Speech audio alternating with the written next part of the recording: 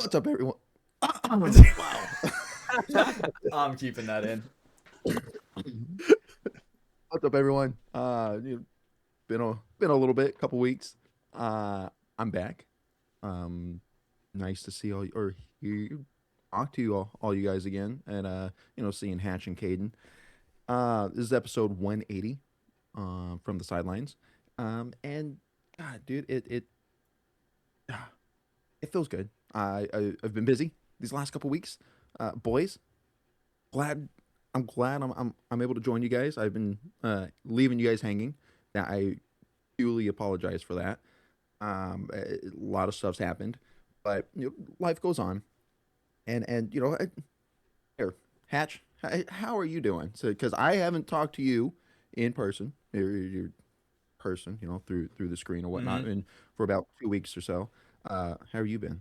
Dude, been all right, dude. I'm new year, new us. This is the first podcast that we're recording in the new year. So it's exciting, right? It feels good to have kind of like refreshing. Some people have like their New Year's resolution or their new goals and stuff like that. And we kind of said that last week on how, what we want to set for the next 10,000 days, kind of thing. So doing all right, bro. Missed you, bro. Ten Like fucking thousand crazy. days. Yeah. Dude, I missed you guys too. 10,000. How many years is that? 28. What? Oh, dude, bro. Oh, I wish you were here last Yeah. week. Have you even been alive for 10,000 days? Yeah, I have. No, Caden I'm hasn't. like I'm like I have not. 10,200 and like I think I'm 10,200 and like 85 days. Damn, So I just did a whole reflection thing on last week about that. that's crazy. Damn. Well, there's someone that hasn't lived 10,000 days yet. Caden, how have you been? I'm good. I've been taking a very great advantage of my winter break. Just staying away from the pouring rain outside that's been happening. Yeah, you should have been there today. You know, motherfucker. Yeah. Um, Cats it, and dogs, right? it started. It started as soon Yeah. as we walked on the field to check out the conditions. It was funny. Hatch goes, "Here it comes," and I turn around and I see the wall of water coming towards me. And I look at Marv and he goes, "We're not playing today." We're like, "All right, cool. I'm going to We that." were rained out, rained out. I haven't seen it rain like that in a long, long time. But God, uh, that was hefty. But guys, we are here. We're blessed by this man's presence. Our special guest today, it's Scott Lopez, Lastrow Lopez. It has been long overdue, in my opinion. We had you on a long time ago. Different iteration of this podcast. sorry, delayed, but we got it. You, How are you? Glad that you were able to come on to the show. How have you been? Oh, dude, I'm doing great. I just got back from Venezuela. Took about a 2-hour trip there. Wow. Because even Delta Force needs wizard powers. Force field, dude. How else are you gonna So stop the bullets? yeah, had a nice little trip there. Coming up next, I'm going to some daycares up in Minnesota. So yeah, I'm having fun. Been having a great time. I missed you guys. I'm excited to be here. Missed you, bro. Our last reunion in Texas, dude. Honestly, that time was not long enough. I feel like if we don't have like at least 5 days of being around each other, it's like, dude, what the fuck? You know, it felt not as fulfilling as like the clinic where I was there for like a whole week, basically. So Dude, it's same. I was super glad that we were able to get Oni to pit for you guys and have yes, what, like 10 of us maybe all it felt show up. like That a was just cool to see. Yeah, it was awesome to watch it, experience the pits with you guys, help out, show support, and then hang out before and after these points. It was great. it was like an armada, dude. And you like, and I can't even stress it enough. You guys actually saved our asses. Like we, Definitely. we Oh, were, dude, dude, we so had our short-handed. two youth kids like, hey, you guys are pod running, Hey, young guys, go out there, have fun. And they were actually really excited to pod run for semi-pro. They were so excited to do it. It was awesome to see their faces light up, just helping you guys. It was very cool. And I like trickling down that little knowledge because they were like asking some questions here and there about the game, and I was like, just like kind of like, oh, like blah blah. When I wasn't playing a point, they're like, hey, why with this situation here? And I'm like, oh, well, actually, we're just kind of like waiting because we don't like we believe in our guys. We don't want to towel it or just little things like that to kind of like up their paintball IQ. And just it's awesome to see that, and I do, bro. It's great to see the entire Oni camp just that kind of hungry. It's So great. It's a sweet. great And then vibe you to guys check it came and helped us on Sunday with the Bazooka Shark Tin Man. You guys helped us in the pits there. out. Zuka Sharks. Zuka Zuka Sharks. Sharks. Wish I you were still there, haven't met Brando. Brando in person. What's up with that, dude? Yeah, what the hell? It's just like I'm allergic to Texas, I guess. Paintball in Texas and Brando, they just don't mix, I guess. You know, Unfortunate, that's man. I want to give you a ridiculous, hug, dude. fuck. Yeah. You can be like right below my chest when you hug me. Yeah, Maybe yeah, on my yeah, tippy that. toes. On my tippy toes. Yeah. His belly button's a perfect like place for like your nose. Uppies. You know, mega uppies. Give you a little kiss on the top of your head, you know. Oh man, but dude, Lastrow, bro, we have freaking missed you. You've been, I've been seeing a lot of you on social media. What have you been up to? Like, what kind of shenanigans and troubles have you been getting into? Just myself or the team as Oni? Everybody, and especially you. So myself, nothing too crazy recently. Been going to the shooting range a bunch. For those who don't know, I'm prior military, and I've always liked guns. I work in the firearms industry currently, and about 3 months ago or so, I started competing in pistol challenges, which is very fun. I am exceptionally mediocre the whole time I've been competing. We have some pro guys, some SWAT dudes show up, and I'm always in the average area, about the 50th percentile of shooters, which is cool because I've only competed in 3 competitions, and so I'm doing all right. The last tournament or the last competition I was in, I single-handedly got the fastest score of the day and the slowest score of the day, which is just insane. It's essentially 5 targets. You shoot all 5, and then the 5th target is like your stop plate. When you shoot that 5th target, that stops the time. My fastest score with those 5 targets and 5 shots was 2.98 seconds. And then my slowest time was a 14-second because I just kept missing. I had to reload, and so it balanced me out to perfectly mediocre again. Which I'm like, hey, I'm not getting any better. I'm not getting any worse. I'm primarily a rifle shooter, so it's been fun to get back into shooting more, and then now competing like I used to a decade ago. Yeah, like, dude, whenever I see your shooting videos, I'm like, man, America. Like, that is what I also picture that you're like, oh, I'm prior military. I picture that in my mind imagine that picture of you on the bike when you're like riding around. I don't know what the fuck you're riding around at, like an embassy or some shit. And it's a bike with no tires on it. Yes, dude, it is a rough, like it is like a rough looking photo, and I feel like that could go down in like one of the most cinematic shots in history, you know, of just like yeah, dude. So that was when we were incognito mode. I was wearing I forget what indigenous clothing, so like their garb, but we still had our multicam pants on. So if you look closely, we're still obviously American. And I had one of those like Afghan hats on, but it had it like a beanie, like a skater beanie. So it was like on the back of my head, flowing down the back, and had like an AK slung over my hip, riding a bike with no tires. Like, if we ever do like FTS music, dude, that is the first album cover. We for sure need dude, like it goes hard. We need the rights to that photo. Like, that is such a great photo to where like I need that on my wall, no joke. Like, I feel like, remember when Smiley Joe would talk about that one photo where it was like the naked guy like posing, like looking? Yeah. I feel like it's kind of like that's like my photo of that, where I look at that and I'm like, damn, that is majestic, you know? Thank you. Yeah, I felt majestic trying to ride this bike, and I don't even know if the gears worked at all or the chain was on. It was a long time ago, but it was fun. Do you remember where you found the bike? Was it just like abandoned, just like on the side of the street? Yeah, just on the side of a building. Yeah. Oh shit, hell yeah, free bike.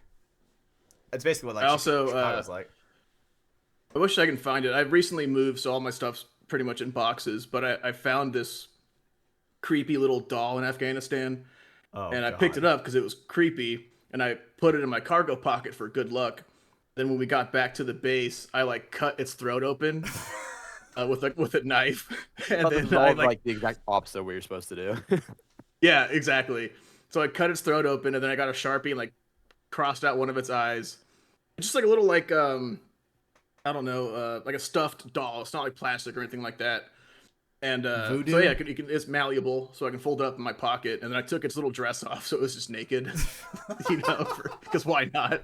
Why not? Dude? And I carried that in my pocket every day in Afghanistan, along with a bagel. I always had a bagel on me if I ever needed a snack. Okay. What? I pictured like just one lucky bagel. Like It's like a pocket spaghetti. yeah. Yeah, I'll make this short because we were talking about like just what I've been up to. But my first mission there, we were going to like resupply or something at noon. So I'm like, oh cool, I'll wake up at 11:45, get my gear on, and then meet the convoy at like 11:55 or something. Well, I didn't know that we have to link up at 11:30 to do like the convoy briefing, go over what we're doing, who's in the lead trucks, all that kind of stuff. So I get woken up by my squad leader who I had just met. I'm butt naked, so he just sees the whole shebang.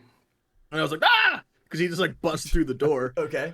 He goes, Lopez, we need you right now. It's 11:30 something. And I go, okay. So I go downstairs, grab all my gear, and then I grab a bagel from the little chow hall because I was hungry. And they're, okay, do you have your pistol, your magazines, your night vision, blah, blah, blah, blah. And I was like, I have all that plus a bagel. And I was brand new to this unit. None of these guys even knew who I was. Yeah. And they're like, okay, from now on, Lopez, if you don't have a bagel with you 24/7, I'm going to fuck you up. So I was like, I have a bagel, you know, being sassy and stupid. And they're like, oh, okay. So I always, what's that dude? Spicoli from Fast Times at Ridgemont High. It's an old film. Okay. Yeah, so I had to put a bagel underneath, like in between my belt and my gun. What? 24/7, I always had a bagel on me. That is amazing. Because you're not even gonna risk it. Afghanistan was fun, dude. Did you ever eat it? Oh yeah, all the time. Okay. Oh, yeah. Well, dude, he's got to replace I would with a eat the new top one. half and then put the bottom half in my belt, and then I'd be like in the turret or something and be like, oh hey, have a little snack. Just here, bud. Just gunning and just snacking on a bagel, dude.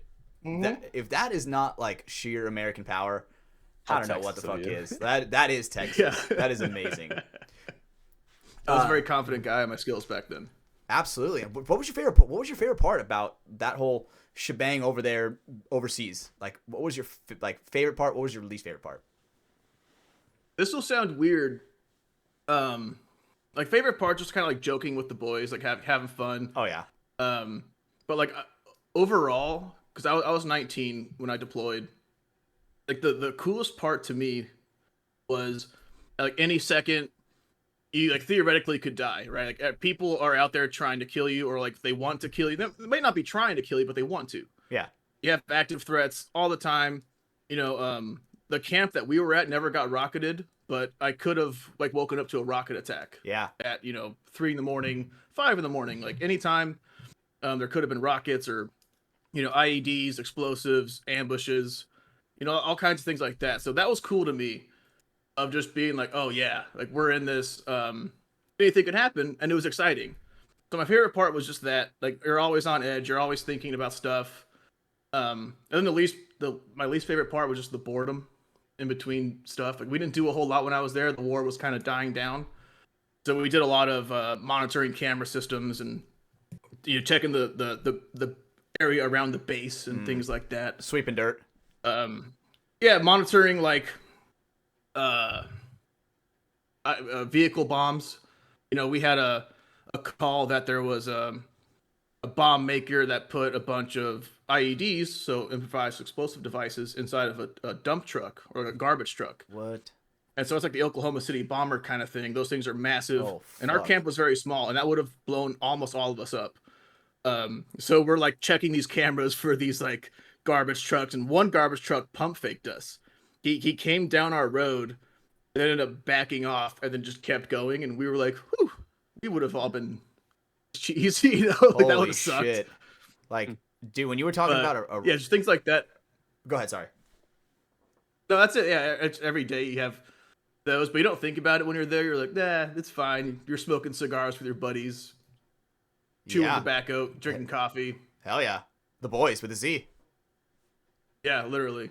Right? Dude, when you were talking about like the potential rocket attack, I remember my cousin had a husband at the time, and he was infantry in there, and he survived a rocket attack. And the way he depicted it, and like it stuck in my mind so well, because he was saying how they were on the move in these dunes, and they were like setting up for the night because it's like pitch black outside, and then all of a sudden like he's like, oh man, like the sun's coming up, and he saw like this light coming over the mountain, but it was actually like the propulsion from a rocket, and because he saw it for like it was coming from so far away, and he's like, oh shit, get down. And then he got down and it like hit somebody like, it hit like 30 feet away from him and got like a piece of shrapnel to his calf and he like shredded his leg. And it's like, holy shit, bro. Just to like, Yeah, you can just be chilling 1 second and the next you're not. yeah. And that is It was like cool, man. the crazy part. Like, holy shit. And so a garbage truck full of explosives.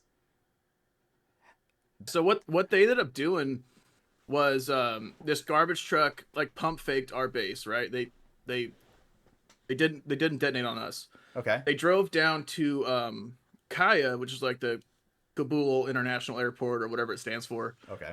Which is where you saw those videos of the Afghan withdrawal, like all the Marines that were there. They were at Kaya. Yep. This dump truck went to Kaya, and so we radioed like, "Hey, possible VBID, which is a vehicle-borne explosive device, heading your way." They're like, "Cool, thanks. You know, we'll monitor it too," because we had a giant camera in the sky. 20, I don't know, not 60 feet up. We had like an eye in the sky, so we're monitoring it, and it passes by the gate into H Kaya, and detonates past the gate, like past the outer wall, past the gate, and we were like, "That's the dumbest suicide bomber I've ever seen." He skipped the gate. He could have just turned right, and then boom, you made your point. But what it actually was there was like at the time 2 gas station companies, and it was the rival gas station owner who was blowing up the brand new gas station across the street from the airport. No So fucking he hired way. some dude to suicide bomb the Gas fucking station. gas station. What the Yeah. fuck? One way to get rid of the competition. Yeah. Jeez. It's just How do you convince somebody to this do is that? what this country does. How do you They convince? probably paid him, maybe told them he'd get the virgins. It might have been like a jihadi thing. We're Yeah. not quite sure. What the That's the fuck? equivalent of AJ going and getting a major for us as he runs down the field. Oh, so valid, dude. Just trying to take everybody with him, dude. God damn it, dude. I miss AJ. But, dude, like, overall, that sounds fucking insane, bro. Like, when you just talk about your time over there. I was never in the military, right? So whenever I hear Well, people's, dude, and like, this was crazy tame. stories. I can't stress enough how tame it was for us as opposed to like a deployment in like 2010 or whatever, or Yeah. 2008. The Holy war was fucking already shit. dying down back in 2015. I think it was 2015. Okay. I was in high school. Like, I graduated high school that year. So, holy shit. Yeah. Oh, nice. Yeah, I graduated in 2013.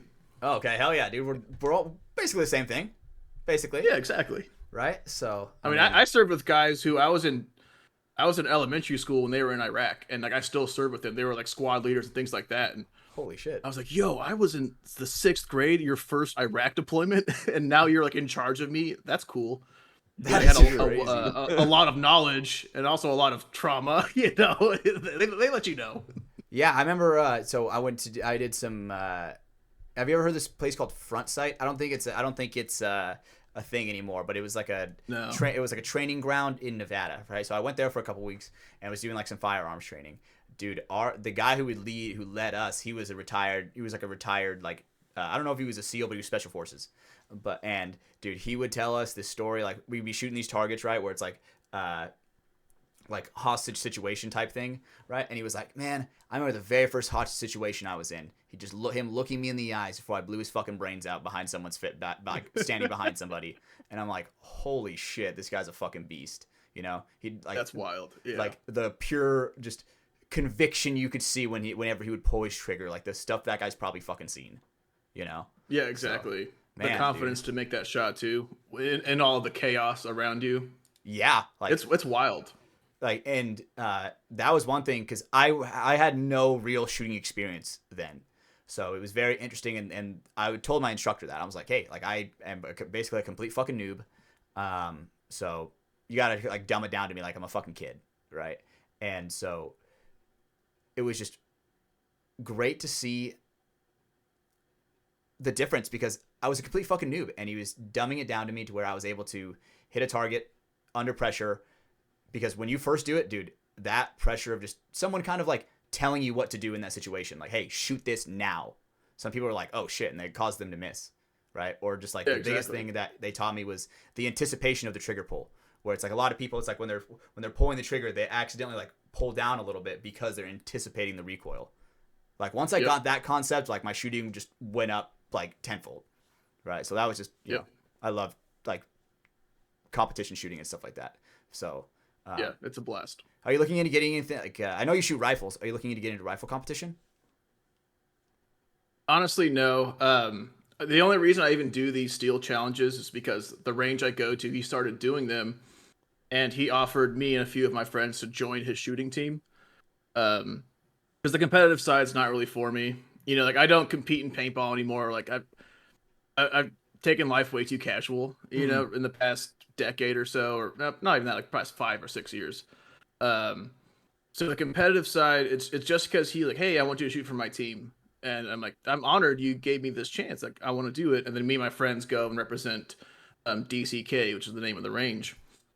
So, but going into like other competitions like USPSA and other things where like, you travel and shoot more stuff with pistol, rifle, shotgun, like the 3-gun tournaments, not really for me. My what I like doing a lot, which is what I was doing just last weekend, was getting people that have rifles and then training them basics of rifles, but also like how to clear malfunctions, how to do reloads, how to reload on the move, how to shoot left and right-handed, how to shoot behind barriers, how to enter and clear a room. Like if you're a homeowner and someone breaks into your house, like how to defend that. I like teaching those kind of things. That's where I get fun training myself to get better at shooting like that, especially training others.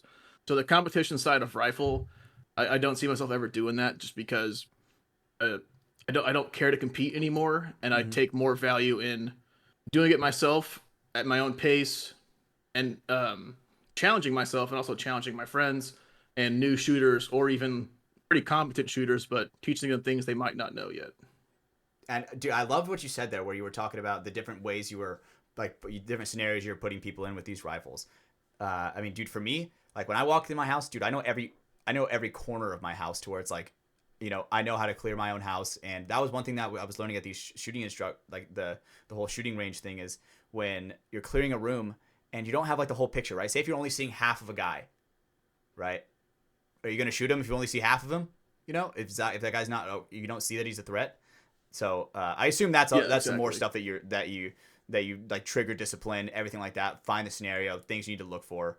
That is amazing, bro. Holy shit. I want to go out there and do that, we dude. we do threat and non-threat scenarios. We link up at my friend's house and we'll go over dry firing, our like curriculum for the day of shooting, how each drill is going to work, the reason those drills, like the reason we're doing those drills, instead of just hey we're shooting this, do it. We're going to explain why you're doing this and like the reason behind that. So they get context into thinking, oh, I'm not just shooting a gun. This is the reason I'm shooting from this weird angle, or I'm switching hands, or my muzzle is in a certain area. You know, am I at a high ready, a low ready, things like that. But yeah, that's what I like doing. We train sometimes in that house. We'll have like little scenarios where you know all the guns are clear. We have no live ammo inside the building, but we'll you know show multiple techniques, multiple ways to skin a cat when clearing a room. We go over basic movement techniques in the open.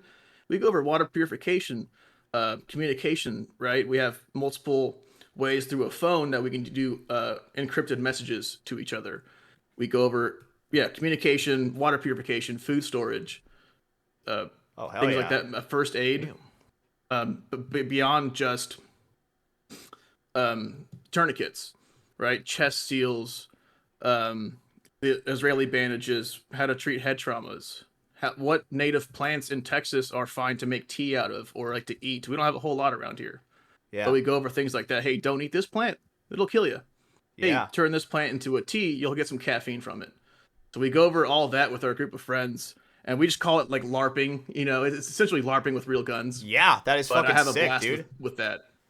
Like, I feel like if you want to get talented with that, you could start doing. You could make like a complete career, like a survivalist. You know, that's what I was gonna. Yeah, I want to do that. This year I'm gonna do at some point like a week of just myself in the outdoors with just my rucksack, the essentials I have. I have water purification in there. I'll bring water and a couple days of food still. But just like build a lean-to or like build a little cabin by myself on some public land and then just live out there for a week. That is sick. And just like see, and just do things like that and like re-record it. I'll bring a solar panel charger so I can have my phone and record the things and Like TikToks. see if that works out and do videos for that too. It'd be cool. Dude, okay, so I know you're way better than this, but I picture that one episode of The Office where Michael like goes and tries to be like Survivor, right? Remember that? And he's like he fucking rips Yep. apart his pants and shit. Like, obviously, I know for a fact that wouldn't happen. Realistically, it'd probably be like the Outdoor Boys. And shout out to the Outdoor Boys, right? Lucas Yep. Nichols. I'm right? not nearly as good as them, but I want to push myself to do that. Because Dude. we all say, "Oh, I can survive in the woods." I'm going to put it to the test this year. Yeah, that's not dude. With the bare minimum, I'll have enough stuff to like I don't die. I'm not going to starve myself out there. I'll be smarter than that. Yeah, But I'm not going to bring 7 days worth of food. I'll bring Is a there couple, any- then you can starve for a few days and be fine. Is there any deadly animals in Texas that will like stop that like week early? Rattlesnake, a boar could kill me. For sure. Rattlesnakes, boars. There's some mountain lions. Someone saw one north of San Antonio. I saw that on Facebook. Saw There's one. even Don't mountains know in if that's Tex- true. Is there even mountains there? I've never seen a mountain lion, but they said, hey, a cougar was found in like northern San Antonio, and who knows? local But- cougars in your Her area. name was Susan. Yeah. There's a lot of Oh, those it's one of over those here. ads. That's it. Oh, yeah, let's get those. Dude, Yeah, as far as deadly animals, it's just essentially boar and rattlesnakes. holy shit. You go boar hunting? I haven't in a long time. But actually, Tokyo, are like the coach of Oni. Yep, love that He guy. goes all the time. He has thermals, and he shot a coyote at like 500 yards last year. Like he's a mad man. What? Holy fucking shit, dude. One of these days, I'm gonna convince him to let me go with him, but it's always at night. That's the best time to go, and Yeah. I work night shift, so I have to work on that. Yeah. Dude, okay. Being a survival expert, tell us what are the 5 things that are most important to surviving? That I'm not a anybody could survival use. expert. Well, obviously not. But a guy who's trying to survive in the woods You're for an a fucking expert week by himself. compared to us. That's an expert compared to me. If you can survive in the week of pure wilderness by yourself, dude, I don't even think I would be able to do that right now. Genuinely. See, when if he asked me this question, Lastro, I'm saying step 1, pull your phone out. Step 2, Yep. yeah. So Find the closest Buc-ee's and start walking there. GPS it. Yeah.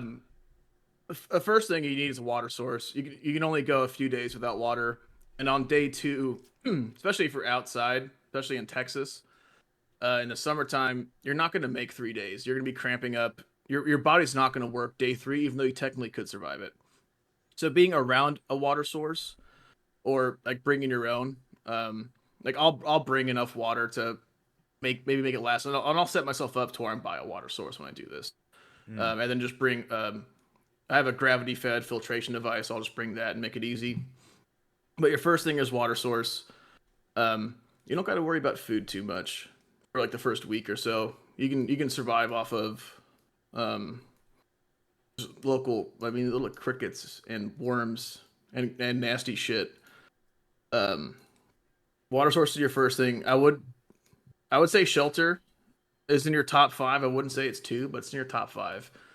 You want to be able to sleep, which is huge, because the less sleep you have, the more like mentally declined you're going to be. The fatigue comes in So quicker. if you don't have a good shelter and the wind is messing you up, or it's raining outside, or you didn't make a nice bed, you're not going to sleep. You're going to wake up tired. You can watch the TV show Survivor, just a bunch of random people, and they have equipment, they have machetes, and they have stuff, but they still don't sleep well.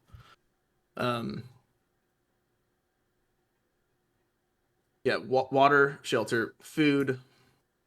Know where you're at. Know like find terrain features.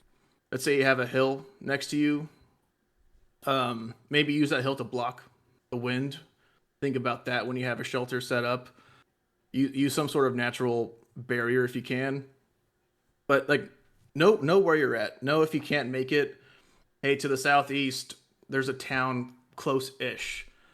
Maybe you're on, you're by some hunting grounds. You can find a cabin to stay, and they might have food in there. Bring a compass at bare minimum.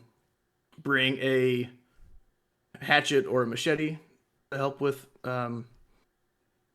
building your shelter, and then learn how to make snares. I'd say that's a huge one. For small game? Learn how to trap game and learn how to read game trails. Right. Also, with the water source, if you're next to one of those, that's your biggest key feature on that. Oh, for sure, because animals will go to that water source, right? Yeah. Damn. Now, hunting them is very difficult if you don't have any sort of weapons. I don't know how to craft a bow. I will definitely have my rifle when I'm out there, just in case there is a boar, actually, because that'll kill me. Oh, But, unarmed, you're cooked. If you don't, I'll fight the shit out of it, though, dude. I told my mom years ago, I was like, Mom, if I ever die by a bear, just know I swung. I tried. I threw a punch. You know what I mean? Like, yes. That bear felt my presence, Mom. Like, I didn't go down in the fetal position. I ain't doing that. Dude, I recently saw my algorithm has been this kind of hunting where it's spear hunting, like tree spear hunting, where like a guy will be up in a tree and he'll have a fucking spear and he'll like throw it down on them. And I've seen it like do with like boar, like I don't even know what kind of fucking animals those were. It's some crazy one in Africa. And I've even seen the guy do like huge bears where he just impales a bear from the fucking sky.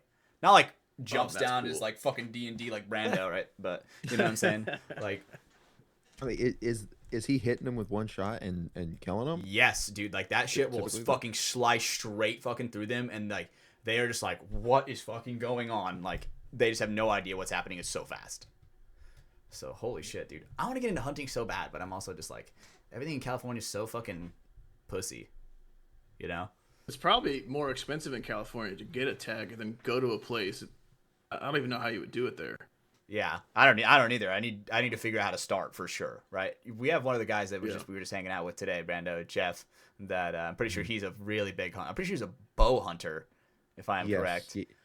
Yeah, I feel like I've talked to him a little bit about it. Just yesterday he was out hunting, right? Yeah. He was like, he was saying this morning. He's like, yesterday. oh, I could have gone out and hunted and like, killed something, but I wanted to try to play some paintball today, and then we got fucking rained out. That's awesome. Right, like that. Oh, hey, learn how to start a fire, or bring fire starter with you, or always have something you can light a fire with. That's a great tip. One. You need to purify water. If you don't have purifying water capabilities, you need to boil that water, and it's still going to be gross, but for sure. Like when I've seen these TikToks where it's an advertisement for like a water filtration system, and then they will put a cup from the water directly into the cup and just drink it straight from the filter. I'm like, bro, you didn't even boil that. You're fucked. Like, you're disgusting, right? Because I feel like you're gonna catch so much diseases when you're gonna get all that bacteria water, because the filter can only do so much, right? Yeah, there's you can get away with it in certain scenarios if you have like a flowing stream. Sure, like I'm totally cool with using my gravity filter in a flowing stream in emergency, and then if I don't have time, right? I have all these things. I teach all my friends these LARPing, we call it, in case like North Korea attacks or China attacks, right?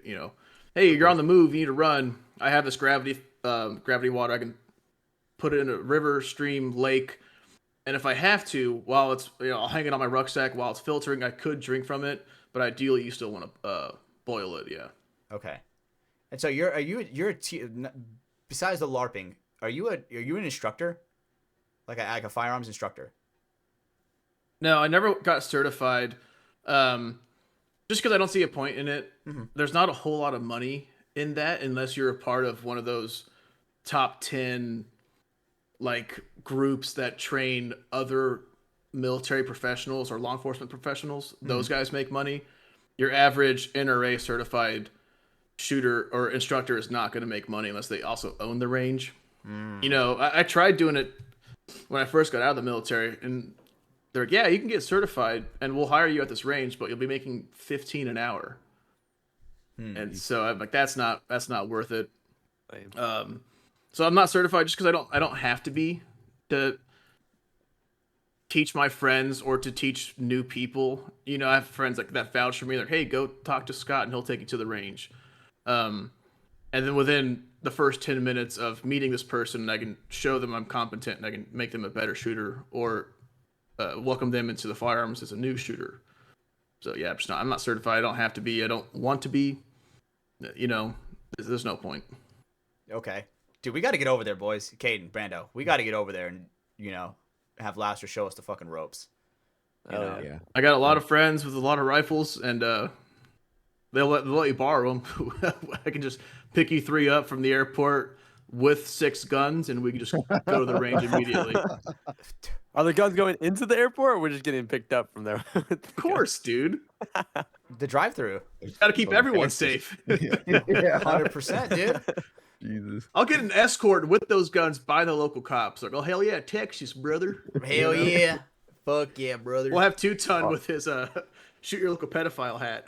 Dude. We'll be fine. I love that was my background for a little bit, dude. I love that picture because it's like I did not expect that, dude. Guys showing up in a fucking salmon tie and a gray suit, you know. Just I never earthquake lunchbox, bro. That shit is actually like freaks me out, dude. I laughed my ass off when I heard that, Dude, on the show. Because we went to I laughed so hard at work. We went to fucking what was it, Korean hot pot? Is that what it was? Yeah. Right. So we went to Korean hot pot. My girlfriend's a little bit tipsy, so we had Caden driving. Dude, she is behind. My girlfriend's behind me, fucking wheezing, laughing. Like no sound is coming out except for like like the tea kettle, you know, just like air coming out. And it obviously was like a you had to be there story, but bro, the tea kettle was hot, dude. Like the tea is hot. The tea is ready, you know? So I miss, Those are dude. the best laughs, man. Yeah. And I freaking miss you guys, dude. I miss you, Serge, dude, 2-ton, Anthony. Man, dude. That last time I went to Texas with you guys, that shit was fucking awesome and insane, you know? But yeah, we can. I mean, hey, it's the off season. We'll need it. We just did our tryouts a month ago. We need a new clinic. that was a great turnout. It looked like. How was the Oni tryouts? I know you were there.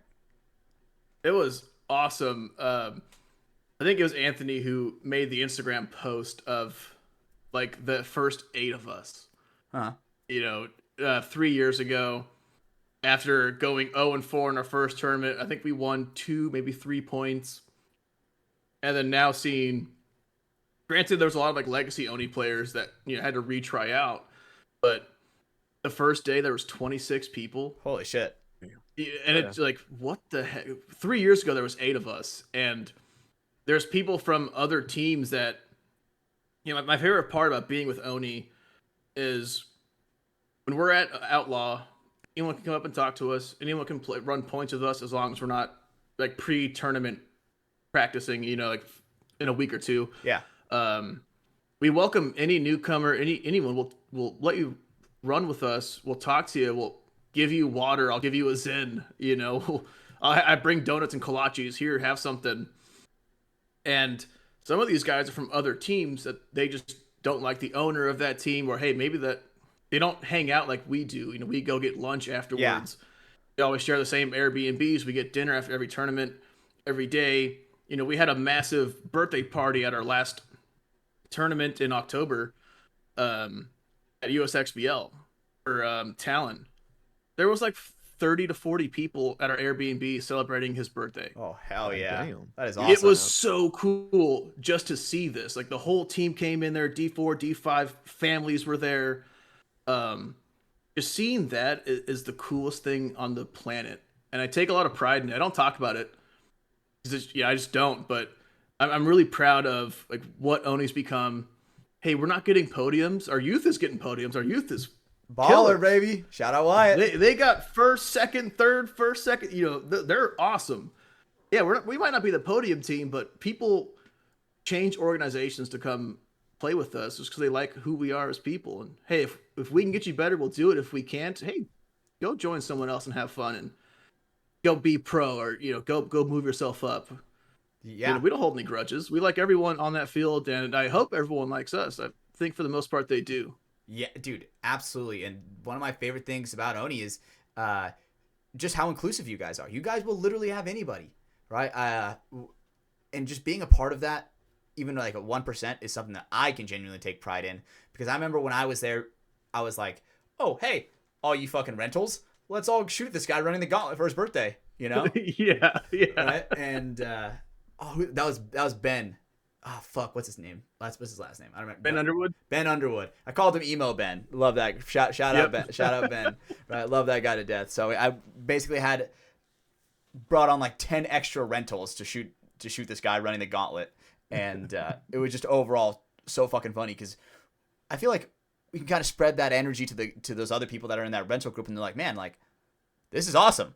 We just got to just completely smoke a guy across the field, and that the endorphins going in your mind is like you're causing someone pain, but that guy obviously can take it, to like a newcomer. Yeah. It's so and it's his like his friends, his buddies, his teammates that are shooting him as well. Like he's enjoying it,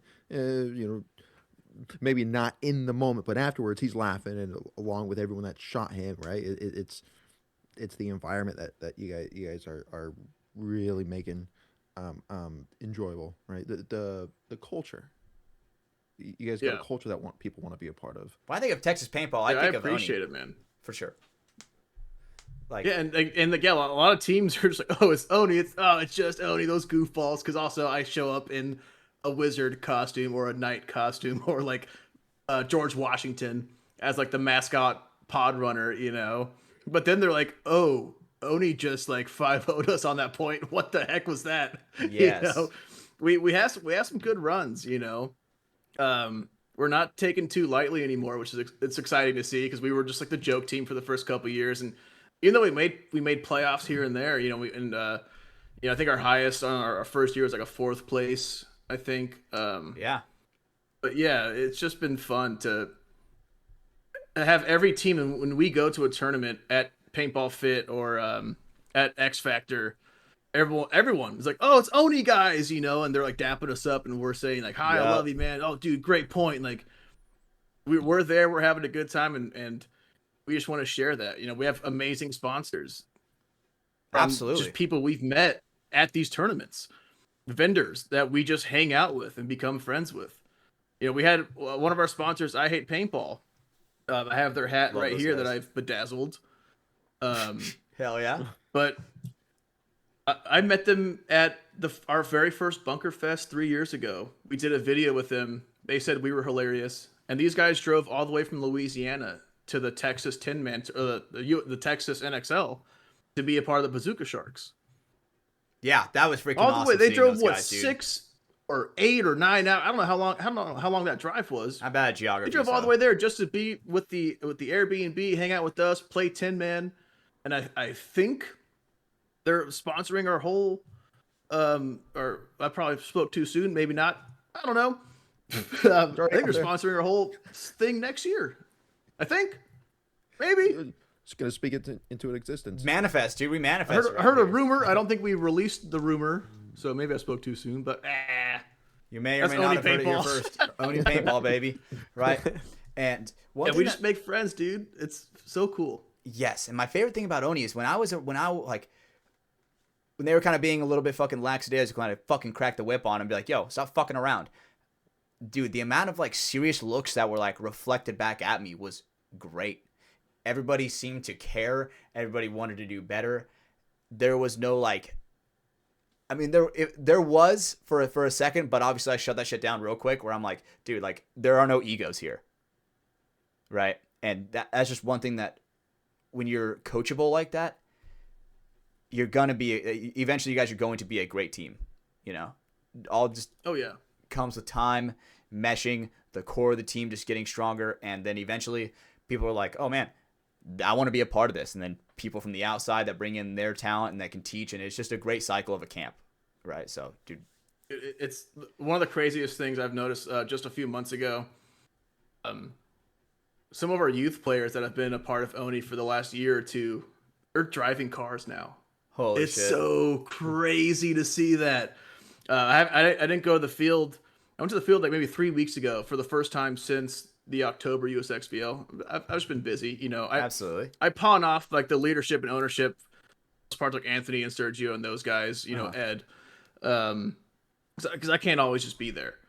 But I show up and Squiddy, our boy Squiddy. Squiddy, bro. I fucking love He's Squiddy. like, I'm parking. He goes, Scott. He's like in his car. And he's just pointing, and I'm like, you're driving, dude. What?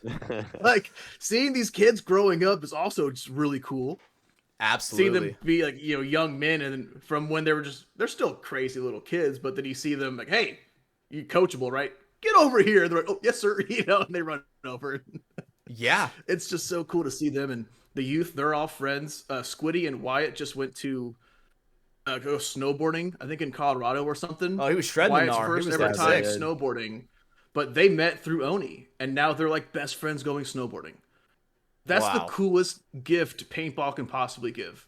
100%. It's like those friendships, and then just seeing that it blows my mind. You find the common ground of paintball, and you're like, man, like me and this person, we're just as retarded together. We both love paintball. Like, let's go do other things together, right? And I mean, look at us, Brando. We were just talking about it today when we went to Hawaii, right? Me, and Cedar, we met from paintball, and we ended up going to Hawaii, fucking scaling the jungle at night, looking for night marchers. Fighting off the night marchers, dude. You know what I'm saying? I actually just told that story again today. So, oh man, It was a good fucking story. it is a great story, dude. Like it is such it's such a powerful story because, dude, when you're that spiritual and you can still like feel their energy even like to this day, dude, how many people can say that? You know, how many people can say that they went and they communicated with another spirit? You know, I mean, Lastrow, have you communicated with spirits before? Yeah. Oh, hell yeah. My last house before I moved here, when I first moved in there, it was haunted. At least I think it was, right? I would hear the first time I heard something was like the first week of living in this house. I heard a creak in my attic, and I never explored the attic because I just moved here, and it sounded like someone was laying down, and so I thought, great, there's a squatter living in our attic. That's creepy. So like I wake up in the morning, I grab my stepladder and I grab my gun and open up the hatch, and okay, there's no bed, there's no nut, there's no squatter, and I go, oh god, that's almost worse. Unsettling. I'd rather be a person because I can handle that. Yeah. This Texas, he's in my house. I would have gotten a stateside, which is a coveted thing, and so it was nothing there.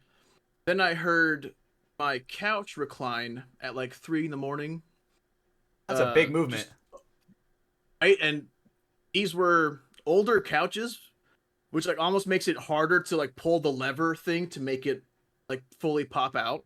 Spring open. So I thought that was weird, and I was working daytime. My roommate was working nights at this time, so he's not home. I'm the only person home, and I heard my couch recline. I left that one because now I already thought my house was haunted. Oh my god! And then the third time was I heard footsteps in my hallway, thinking my roommate got home from his night shift. But in reality, like 2 hours later, he actually woke me up when the garage door opened, and he got home.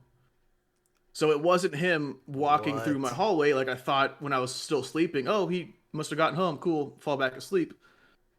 So I was dating this girl. Well, I shouldn't say dating. I went on dates with this girl named Madeline, and she was awesome. Interesting name. I like that. Yeah, dude, it was great. But like, we met on like the app Hinge, and like one of her first things was, she like, I love talking to spirits, and I just replied, I shit you not, I think my house is haunted.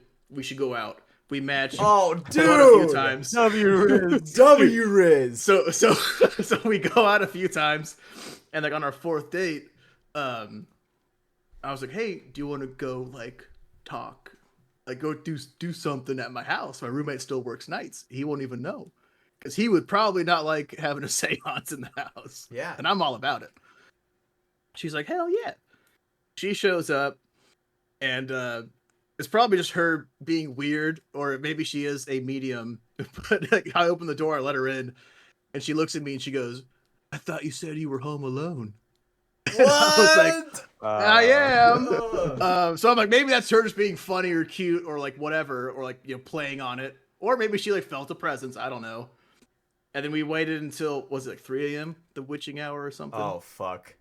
I think that's when it is.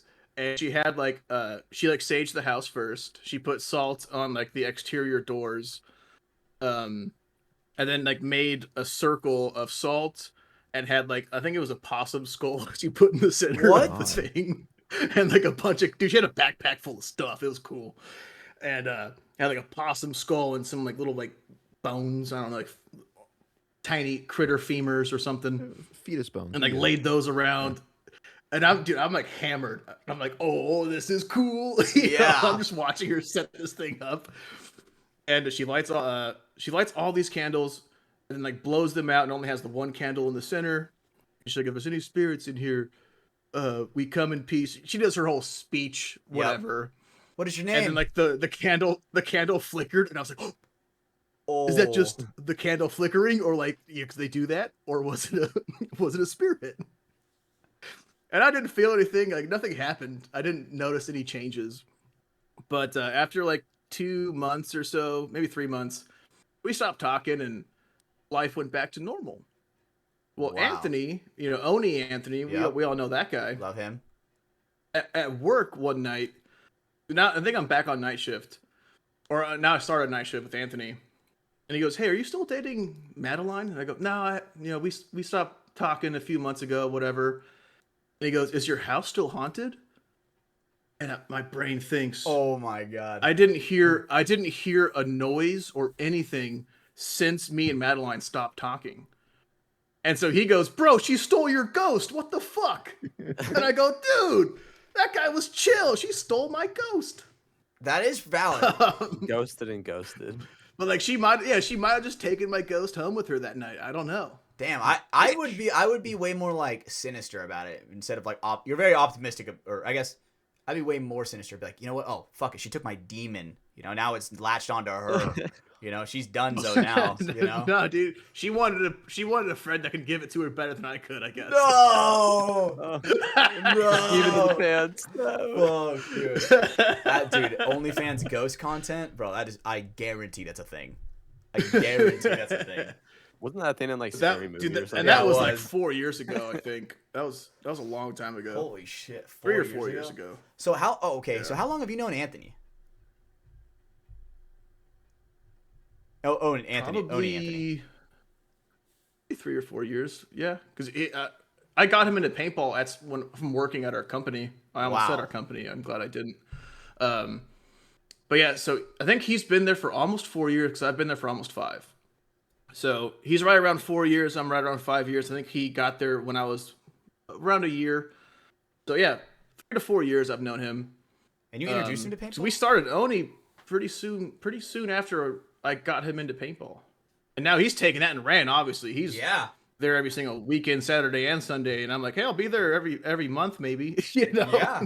Like the amount of progress that Anthony has made in the sport of paintball, dude, and for the career of Oni is, bro, I admire that. That is some serious work. That is some serious dedication, right? As a guy who is, I would probably say a leader on the DMG organization now, it's like, bro, it is a lot.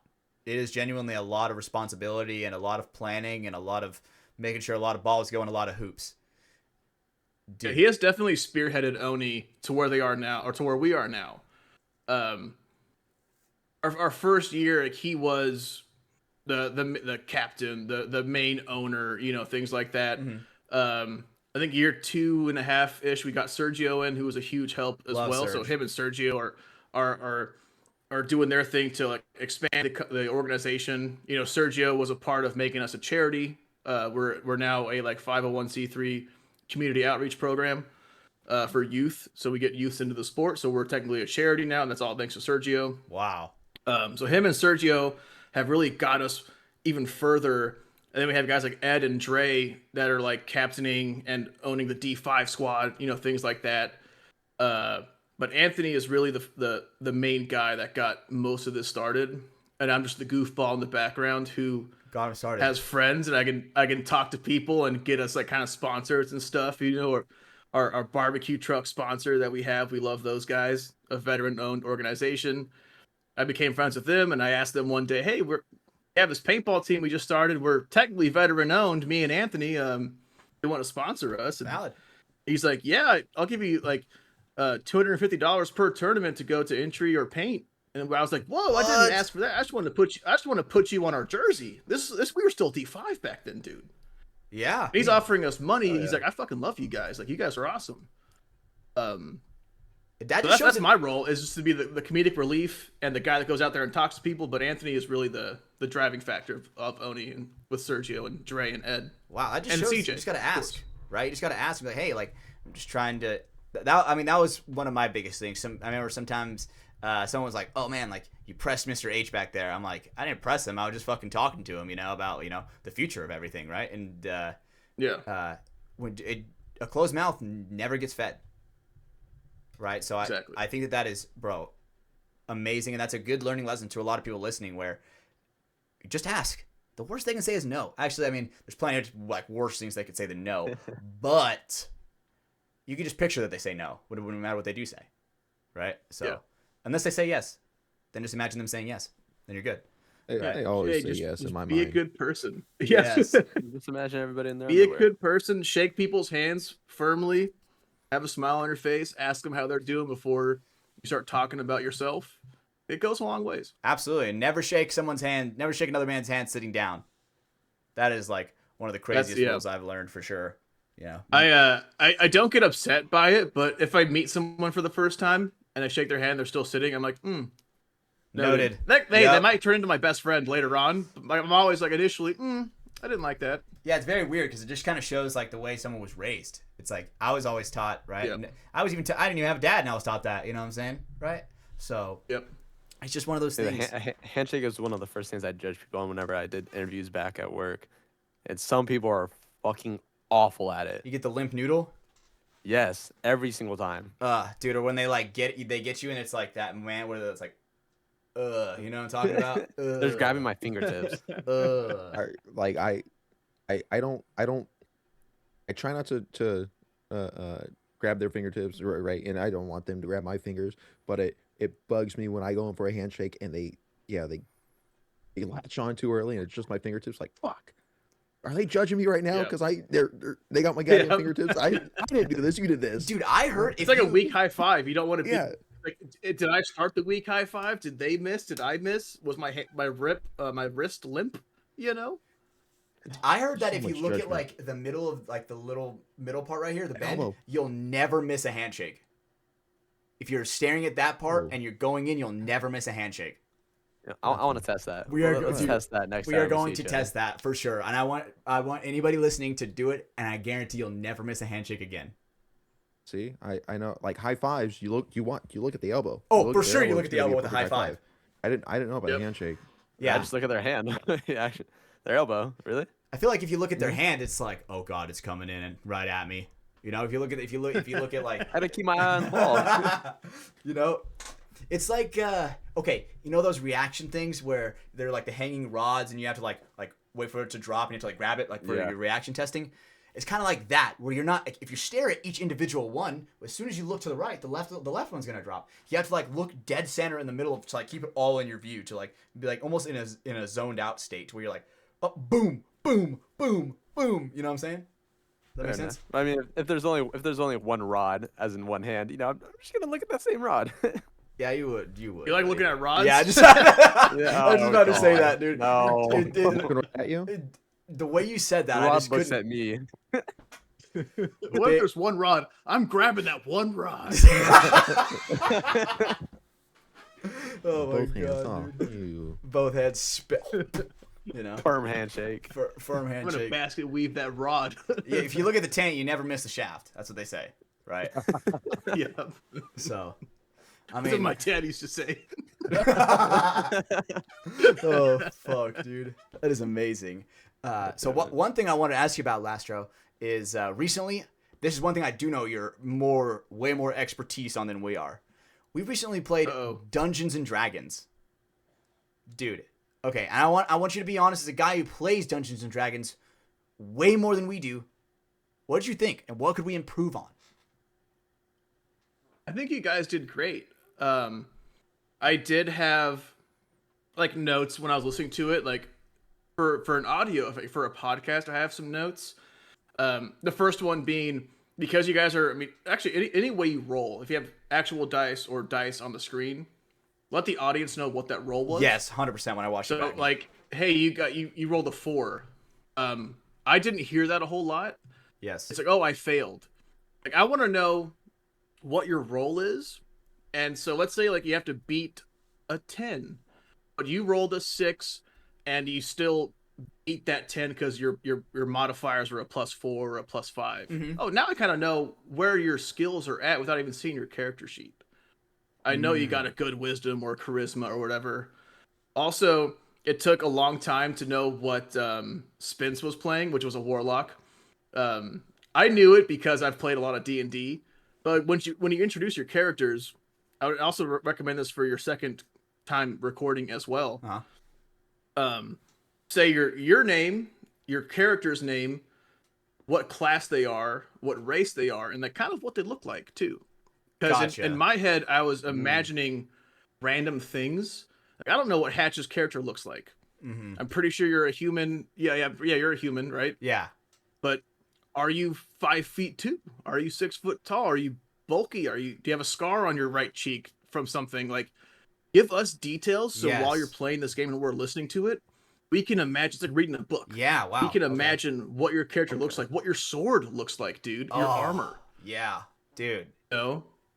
Like, I have a character who is a beast folk. He's a lion, and his main goal, he's a paladin. His main goal is to battles and like seek adventure to become the leader of his pride, because his father is the leader of the pride, but his pride doesn't respect him because he's just a cub. He hasn't done anything. So he has to go out into the world, explore.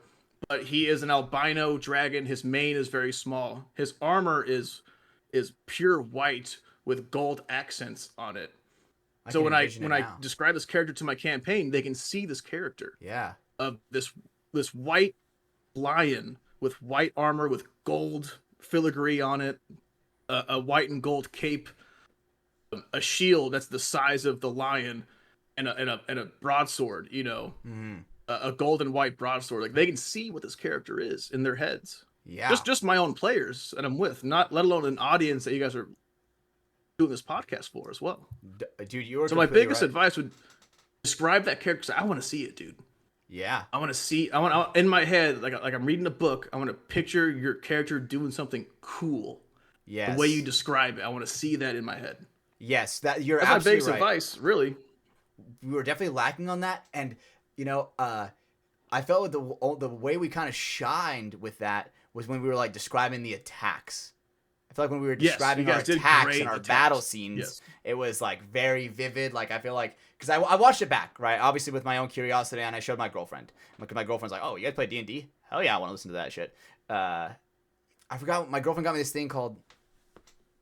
Hold on, she got me this thing for Christmas. Let me look at it really quick. Oh, is that a new dinosaur? I questioned that exact same thing. Dude, last so podcast. she got me this thing where it's like Dungeons and Dragons, but it's called Date Night Dungeons, where it's like D&D but for a date night. I'm gonna do that with the girl I'm seeing. I haven't told her yet, but she's about to get into D&D, and Right? Once she starts playing, I'm gonna buy that for us. Yeah. Right? So I'm just like, Romantic. what is this, dude? Scenario 1, the tomb in the river, right? Like, there's just so much cool stuff behind it that you can truly immerse yourself in there. And I guess you're right. We need more dialogue to kind of put the audience in that environment, you know, kind of like describe, because I also, as a guy who listens to podcasts himself, when I was listening to it, I'm like, man, fuck, we definitely needed to like describe the area we were in, right? When we got to like the cave, right? We had like a little bit of audio playing, but nothing too crazy, right? We should have described the way we were doing, what the environment looked like around us, what the rooms looked like that we were peeking into, stuff like that, you know? But man, Lastrow, you were completely right, bro. No, but overall, it was great for everyone's first time. You're learning the game. That's normal. That's normal. And it's also, it can be a little nerve wracking because you're acting, you're playing someone else. And you know, when I play for, like, you know, with a new group for the first time, maybe some of them have played before. All out, I show up in my wizard garb, and when I'm casting a spell or doing something, I'm standing up at this table pretending I'm casting the spell like a dork, because these guys are like, oh, I roll a dice and I attack with my sword. Like, they're nervous to be acting, even though we're all friends. It's weird to play someone else and like immerse yourself with this. But if one person starts it, that's why I always start with this grandiose approach, and I have these really cool backstories and entrances into these groups and campaigns. It makes other people feel more comfortable to really get into their character, or even use a character voice, which is always fun. Like, my current character I'm playing right now is a bard named Sabrina Carpenter. He's a male halfling, but he talks with a wisp. Like, he's like, "Widdle-wee," he talks like that. He has this lisp, but when he sings like Sabrina Carpenter. He's great. That is amazing. But I use his character voice. So also, because I play virtually, my friends are in New York who all play, and they all play at my friend's house. But I use a character voice so they know I'm talking as Sabrina, and then my dungeon master knows I'm talking as Sabrina as well. I don't say, "Oh, two different voices." This guy stinks. But I use, "Oh, this guy really stinks." Okay. Like, now they know Sabrina said that and not me. Yes. As Scott saying that. You'll be like, which "Oh, is like also like hard to do." You're like, "Oh, I'm walking into a doorway," but it's like if you're trying to say, like, if you're as your character, "Hey, let's walk into this room," you would say in your character's voice, "Hey, let's walk into this room," and just make that like distinction between the two. Yeah. Wow. Yeah. My last character who died in this campaign was a homeless wizard who was like 80 years old. He died. So, like, he talked all weird and fucked up. I cast fireball. He talked weird, and everyone knew that he was saying this and not me as the player saying it. Like, this character is in this dialogue, and it immerses everyone playing with you, everyone listening. I would work on like character voices for this next session and just like see what works. It doesn't have to be anything crazy. You can just talk deeper, or talk at a higher pitch, whatever it might be. But dude, our dungeon immerse master, yourselves, and then the audience will be immersed as well. You're 100% right. Our dungeon master he's been doing a really good job for the next time. Like, we've kind of given him some feedback and stuff like that, and he's like, "Man, I want to make this like so much bigger for next time." So he's like asking a lot of the people around us, like, "Hey, can you send us like an audio file of you saying this and like a script, right? To where it's like we're gonna try to have NPCs have people we know's voices and stuff like that, right?" Yeah, that's cool, man. So I always recommend to a new player is like set up a backstory. It could be like, "Hey, the fallen king." I don't really know, honestly, Spencer Brando's backstory. But like, you have some sort of backstory that it might not tie into the whole campaign, but it's still there. Yeah. Like, my character now, the bard named Sabrina Carpenter, his backstory is he's just like an emo, like angsty 21-year-old who like ran away from home. And he's like, "My parents don't understand me," even though he grew up super rich, and his parents definitely did. His family owns Panera Bread. Oh my God. And he has seven older brothers who all work at Panera Bread. So now in the campaign, if we go into a new town, there's a Panera Bread, and one of my brothers is working there, and I'm like, "Oh gosh, it's my brother," But it has nothing to the story at all besides like my brother and me like, "Oh, hey Sabrina, it's good to see you again." And I'm like, "Gosh, you don't understand me. I just want to play music."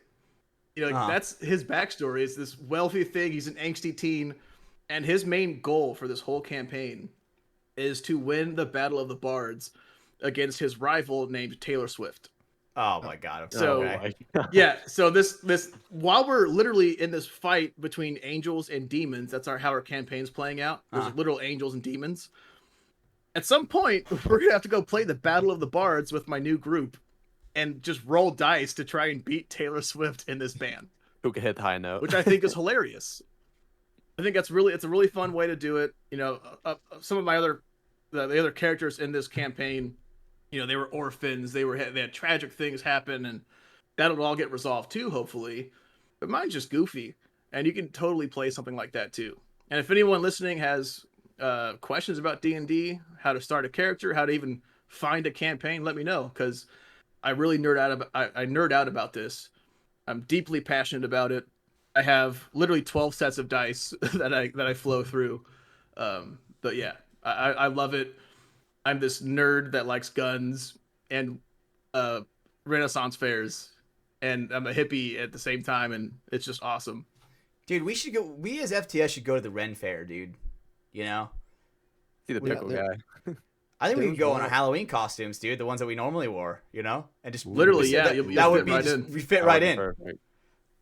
Brando, or I guess Brando looks like he's about to talk. Caden, Google where the Ren Fair is. We need I to know was when. about to say, I think there's one up here, in Sac area. Oh, we're so Yeah, going. Michelle and I were looking at going this past year, and I think she was making plans with the Storm Girls and all the husbands and boyfriends or whatever were gonna go, but I don't know what happened to it. It all fell Fuck them. through, We but- should go as the boys with a yeah. Z. You know what I'm saying? I'll throw this out there. The largest Ren Fair in America is here in Texas Of course it is. from like November to December. So it'd have to be like post Cup. But if you guys want to come, I'm sure some of us from Oni will help sponsor flights and arrangements. And you can camp there all weekend. So me and my friends get there Friday. We have a big bonfire. We cook food. We camp there Friday, go to the Ren Fair Saturday, camp there Saturday night, and go home Sunday. Damn. I know 40 Media really wants to go. Oh my god. I messed up. I messed up and didn't invite him this past year because he wanted to go, but I got like last second invites with my friend group to go. Uh-huh. But I know Moff wants to go. 40 wants to go. I guarantee Aaron wants to go if he wants to take time away from his family, obviously. But if FTS wants to come to the largest one in America, Holy shit, I will help dude. sponsor your guys' fees just to have fun with you guys and see you. Oh my god. Okay, genuinely, let's say right now. We can talk off air, but yeah. We But should I'm commit to this genuinely, now I will help on everything. air, because if we're committed to do this on air, we're way more obligated to do it. All right, so the earliest one, which is actually pretty close to us, is March in Chico. They have one called the Golden Goblet Fair. Hmm. You try it out. Just go to that, and if you like it, let me know. We'll start talking airfares and arrangements. You can just stay at 2 Tons, my house, for like the first night. We can drive down there together, and then camp. We all got tents. It'll Dude, be fucking hell cool. yeah. The shit that I've seen in 2 Tons house, bro. Amazing. You know, last show. Amazing. He's the man. He is the man, dude. Saved my fucking life. Let me just say that right now. Lastrow saved my fucking life as well. He doesn't even That was a know good it night, yet. brother. That was a great night, dude. Last show. How do people become a full-fledged Wizard of the Orb? First off, you gotta buy an orb. Okay. Okay. Actually, no. First off, you gotta buy a staff. You don't even need a hat. You don't need a rope. You need a staff first. Okay. That's what I would recommend. First thing is a staff. That'll help you channel through the staff onto whatever you want to do wizardry with. The robe and the cape, or the robe and the hat, will help channel that through your staff. Now, if you want to learn divine energies and sorceries and powers, that's when you need the orb. Because you ponder the orb, and the orb gives you the guidance. Okay. Orb That's has what the I would power. say. Dude, we should Bells. Caden, when we're hanging out on the 24th before Glow Ball, bro, we should go staff shopping, bro. Just see what kind of staffs we can find, you know. Where can you even Dude, find stuff I like got 3 of them. My favorite one I got from Etsy. I'm sure you guys have seen it. It's like the crescent moon Yes. staff. That one I didn't know. It took like 3 months to get here, but the war in Ukraine had just started, and the staff came from Ukraine. Oh my god. And dude. so Bro, They're after crafting like this 2 in a months, bunker. I just like, dude. After 2 months, I look it up and I'm like, where the fuck is this staff? And I look at the email. I have to scroll through all my emails to find it because I don't even remember what website I ordered it from. And it's like, hey, it's in shipment from Ukraine. And I just picture some mailman in the trenches, like, I got to get this staff to a wizard in America. Oh my It's getting God. drones and everything. Artillery's coming. The staff means so much to some American in Texas. Dude, we could like animate that. Like we get like we pay $50 for a guy on Fiverr to just fucking animate that story. That is like, You're what's that one right. story? I think there was a movie off of it that Zac Efron played where it was a guy who went in the battlefield for and he was trying to party with his boy. Like a beer run or something. Yes, a beer Yeah, run, they like the thought greatest he beer was run in a- history. Right. Is that accurate? Like true story? Or is that just Yeah, like they made a made up movie for the about it. movie? Yeah, He's like, oh, I'm a I think it is tourist. actually. Yeah. I'm a tourist. They're like, oh, he's a tourist. Oh my god. Fucking Taurus, dude. Fucking zodiac signs. Never trust a woman that trusts her zodiac sign, bro. Not it, dude. Exactly. Astrology, not it. According to astrology, I am like the worst partner as far as that goes. A male Virgo is apparently horrible, but a female Virgo is like awesome. I don't understand that, so I don't believe in any of that shit. Yeah, but also I do like those girls who like that because they're fun. So it's a double-edged sword. they're either crazy or crazy stupid. You know? And There is I no- like both, Both are good. dude. Amen, baby. Amen, dude, you know? And, okay, one thing you said earlier last year when we were talking about the Ren Fair that you had me hooked on. Dude, are you the one cooking? Wait. Oh, fuck yeah, dude. Dude, I bring the bonfire and the mini little grill.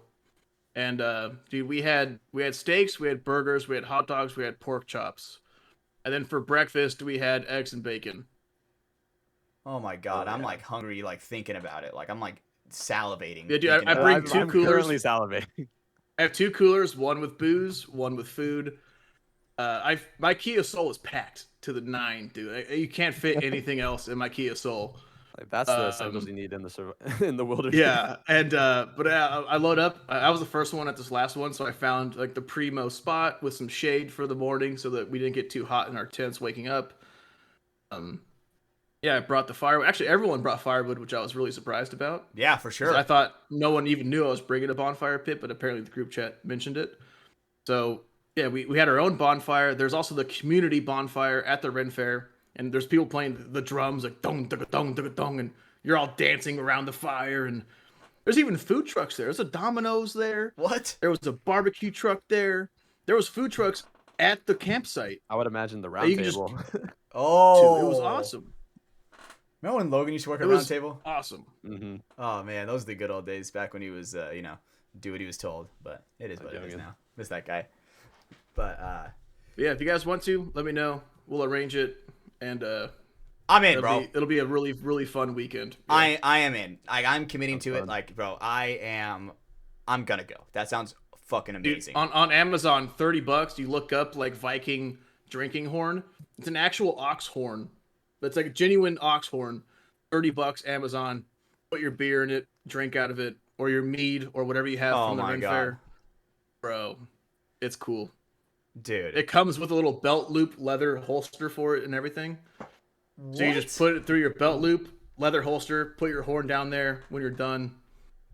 Dude, Something about the just Ren like Fair. clanking a horn with another person's horn, just going, ha ha! You know, just feels so like really. Oh, and the you know? Texas one, I think it's every weekend too, but they have the actual steel combat, not the like fake medieval time stuff. Yeah. Where they're So going at, like, fucking 4:30, ham. we went, and there was dudes with like axes and shields just pummeling each other. I was yelling like, "Murder his whole bloodline! Yeah! kill his family!" Where's his dick? It was so much. Yeah. So one dude did yell, "Grab his dick and twist it," and I'm like, "Twist his dick!" And I look down, like 2 rows in front of me is a child, and I'm like, "Ah, fuck!" And then I started being like, "You kill him really good," without Yes. cussing, because there was a family in front of me. But it was also we started drinking at like 9 a.m. and that was 4:30 p.m. So, Holy you know, fucking shit! What the momentum Parents shift should from have that? known better. That is amazing. Especially, I mean, bro, if you're bringing your kid to a fucking armored fight and there's other men there that are drinking, you're not expecting someone to be fucking loud right next to you. Are you serious? Oh, dude, then they got the yard staff you can just walk around with. Yeah, dude. Bro, the food there, the drinks there, all the entertainment is so cool, dude. I want to get a pair of. I want to get like a set of armor, dude. Like, where do you buy that at? Do you have to like forge it yourself? Does someone have to? Do you have to get someone to forge it for you? Like, is there like a armor store? Like, It'll run you a few grand, but you can get it forged for you. Like actual armor, it'll run Yeah. a few grand at least, but yeah. I Or remember. even just do a chest plate or something simple, or a helmet and a chest plate.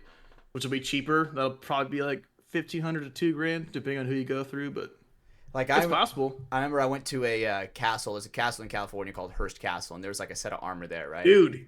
Yes, Hearst Castle is awesome. Did you go to the Right. pool? Yeah, Did I you see did. The, The see that crimson crazy pool? pool? Yeah. Yeah, or not crimson. It's a blue pool. Well, okay, there's two pools. There's the one outside it's a where it's like gorgeous all by, place. where it's like all like marble, like all like where you can kind of see out over the mountain. And there's the one that's inside where it's like all blue, like cobalt. It's beautiful. Fuck, Hearst dude, Castle is so cool. it is insane. So when I went, it was actually raining like crazy, and they were like, "This rain's pretty crazy." Like it just shows how like much stuff like this doesn't hold up with time, because there was a lot of leaks that were leaking into the pool and stuff like that through the blue room, through like the big blue thing. And I was like, bro, like just looking at some of the stuff, like how expensive it was. There was a thing of armor in there, and I looked up like how much like that would have costed like in today's money. It was like if you had a nice set of knight's armor back in the actual medieval times, it would basically like be having a fucking Bugatti in real life. You know, like that Yep. is like a sign of wealth, royalty. Like you are somebody like not to be fucked with if you had a set of armor back then. You know. But man, dude, Have you guys seen the Netflix movie with Chalamet called The King? No.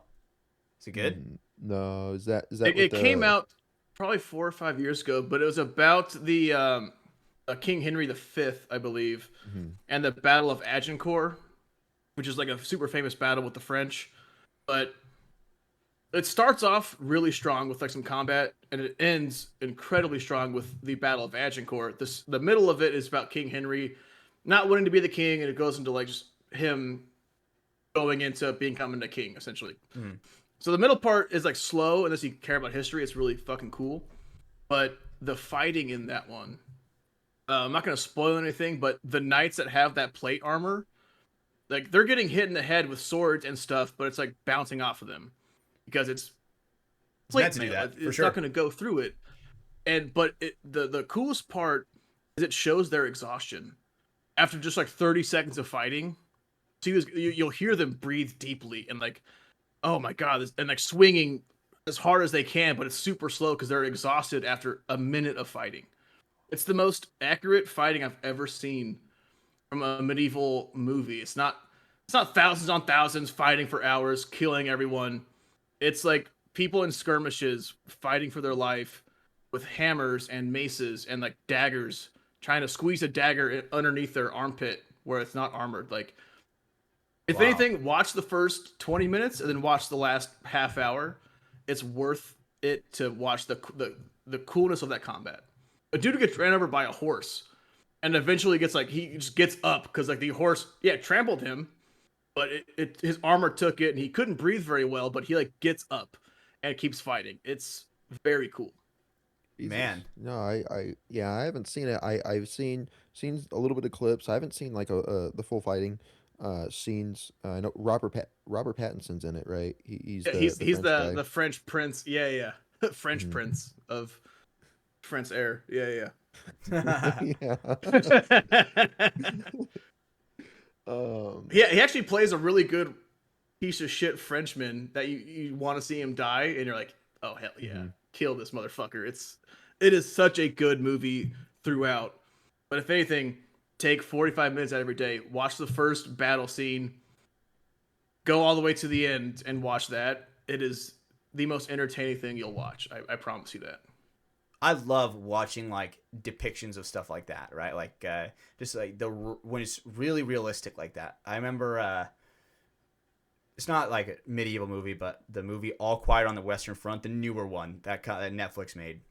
Dude, that one was so fucking crazy when it came to like the trench warfare and everything. I was like, bro, this shit is like a truly like an anti-war movie, where because like they were just showing the recycled stuff. Like they would fucking peel a jacket off a fucking dead guy, remove the tag, hand it to the next guy, right? And Yep. it was just so interesting seeing the reality of it, because you know like war isn't even like documented really well until like basically Vietnam, you know, like that kind of war.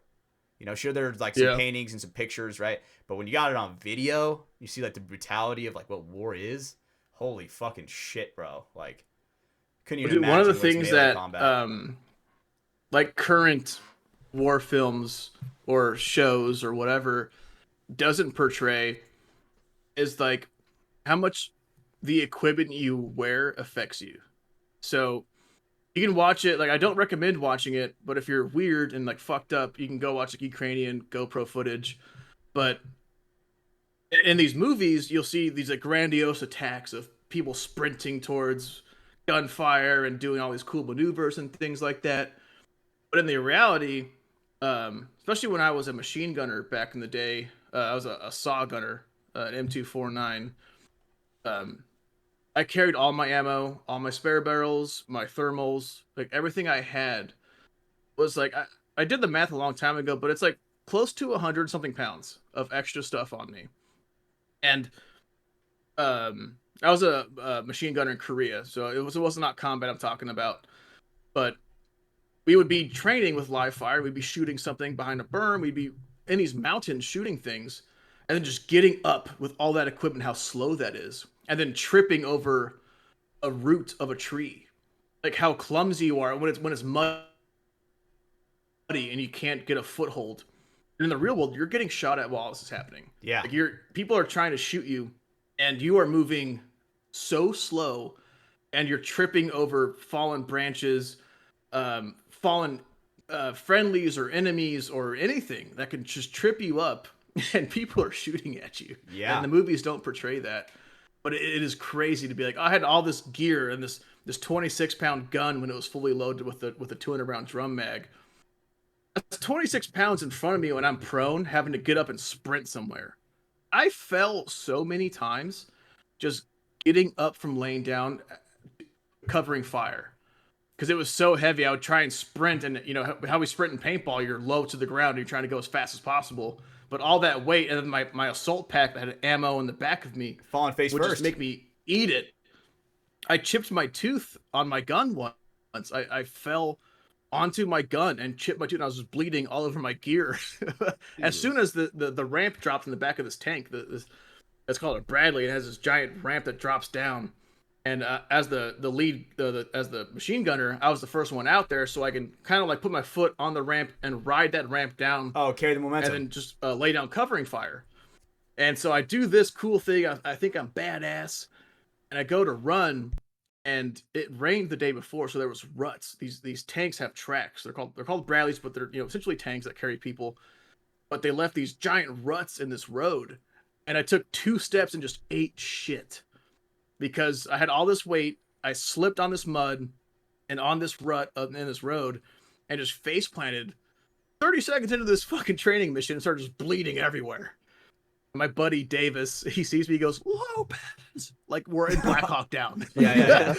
He like grabs me by my like vest, starts dragging me, and I'm like, "Davis, we're training. I can just get up." And that training's for like So I real just life got up combat. But no, I remember his face, and I love him for this. Yeah. To this day, I remember his face. Lopez. His eyes get all big because he saw me just bleeding. Like I actually got shot in the mouth, you know. And he drags me to a corner of his building, and I just like I prop up and I just unload all 200 rounds down through this village area. Because also, the more I shot, the less I weighed. Oh yeah. Each drum of 200 rounds is 5 pounds, and I carried 5 or 6 of them. So it's like 30 pounds of just ammo, plus the 30-pound-ish gun, 30-pound armor, you know, all that kind of stuff. So the more I shot, the less I weighed. So I just get up there and start shooting everything I possibly can. I'm just bleeding my mouth onto my gear, and it was really fun, actually. But you're feeling that adrenaline dump from that fall. You're like, "You motherfuckers!" Like shooting it like targets. But that's the reality of it. Like if that was actual combat, I probably would have died. I would have gotten shot in the head while I was laying down, like, ow, you know. Yeah, like that's crazy to think about when it comes to like kind of what I was talking about with like the All Quiet on the Western Front, where just the reality of it, where it's like, dude, tripping and falling in that scenario, dude, like you're dead. You know, it's like. Yeah. A lot of it is luck. Like training obviously is a huge thing that is so good for you, to where the more you train, the more your mind is going to be focused in on the task at hand while pressure is going on, right? Training is like, when it comes to firearms training, I recommend everybody do firearms training in their life, everybody. And I feel like training will only go so far when you're in a gunfight. Sometimes like a bullet is still, if a bullet fucking hits you, I mean, I guess you can train for how you think you're gonna react when you get shot, right? Is that just me? Right? You like yeah, your mentality is gonna be fine, right? Like I'll tell you this: when I was in Afghanistan, again, wasn't very hot, wasn't very heavy, wasn't very crazy, but I was never scared because I knew, like, I have armor on my chest, my back, and my helmet. You know, granted, bullets can go through them or go around my armor, but I was very confident in my training, and then my team's, like, my friends with me. Like, dude, we're better than these fucking guys. Every day of the week, we're better than these guys, and that comes from training. Like, yeah, you can't train yourself for like how you're gonna react when you get shot. Like, that's just, those things happen. There's stories of people getting shot not even knowing it because their adrenaline's so high, and you got dudes like Leroy Petrie, who was a Medal of Honor recipient, who was in the Ranger Battalion. He threw back an enemy grenade, and it blew his hand up, and he was still like on the radio being like, "Hey, I need you guys to go left. I got hit with a grenade. We need air support." He's still calling in on his radio during a gunfight while his hand just got severed from a grenade that he threw back from the enemy. They were so close, they were throwing grenades. So, like, the training be that. Also, he could just be a fucking gangster. Yeah. And like, oh, hey, my hand's gone, but my guys need help. Hey, I'm radioing air support. I'm radioing in, hey, at this chicken coop, there's dudes shooting at me. We need to flank them. You can't really prepare for that, but I mean, I guess maybe you can. Maybe he did so well, but he was a ranger. Those guys trained all the time. You that was hone your probably mind his in. 5th or 6th deployment, but yeah, you can't train for that. Just like in paintball, you can't. If you've ever been shot by a paintball, you don't know how it feels. Right? You can't train yourself to be strong and tough it out until it happens. Right, and that's kind of like my whole thinking about it. Right, is I feel like there's even in World War II movies where it showed when someone would drop in, they would, like on D-Day when the fucking things would go down and they're running out, there were people that were like freaking out, shell shocked, like they just couldn't do anything, right? Once like the fucking real heat started going down, right? And that's one of those things where you don't even know that could ever even happen until you're in that situation, right? How many in the all quiet on the Western Front, when they were talking about, oh, we're going to war, the boys are like, oh, hell yeah, we're going to war, boys. And then it's like when they really got in the trenches, they're like, holy fuck, like this is like not what we thought it was, because like through propaganda and they're brainwashed, be like, hey, you're gonna go fight over here and it's gonna be easy, right? It's gonna be a quick victory. These guys want to be liberated. I mean, I feel like I remember I was listening to Joe Rogan and there was a guy on there that was talking about that with the Ukraine, right, with the Russians. A guy like got shot down and out of a helicopter, and they took him in, and he had a change of clothes for his combat uniform. He had a change of clothes for like his suit, like dress attire, and like 50 condoms. Right, so this guy thought so they told him that he was gonna go into this country and like, oh, like the women are gonna fucking love you, bro. Like they want to be saved by Russia, and they're just like so brainwashed where it's like, bro, that shit is fucking crazy. Little did he know what the Ukraine war really was like. He got shot down out of a fucking helicopter and taken prisoner. Like, man. That guy was gonna get his no matter what. Yeah, he's getting fucked no matter what. For sure. And I hope he did.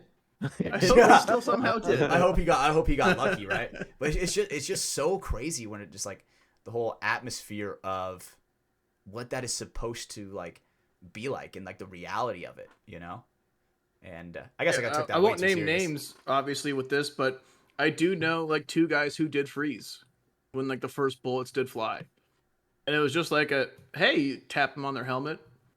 Get down, dude. Yeah. And they're, oh shit. Yeah. Because they hear whizzing past their head and they're like, oh, that's fucking weird. What was that? And they're looking around and everyone else is prone and it's like, no, hey, buddy, Must this have is been real. the And they're like, oh, yeah, it happens to even like the trained U.S. Army, which is supposedly the greatest fighting force, right? Even though we're all a bunch of alcoholic delinquents.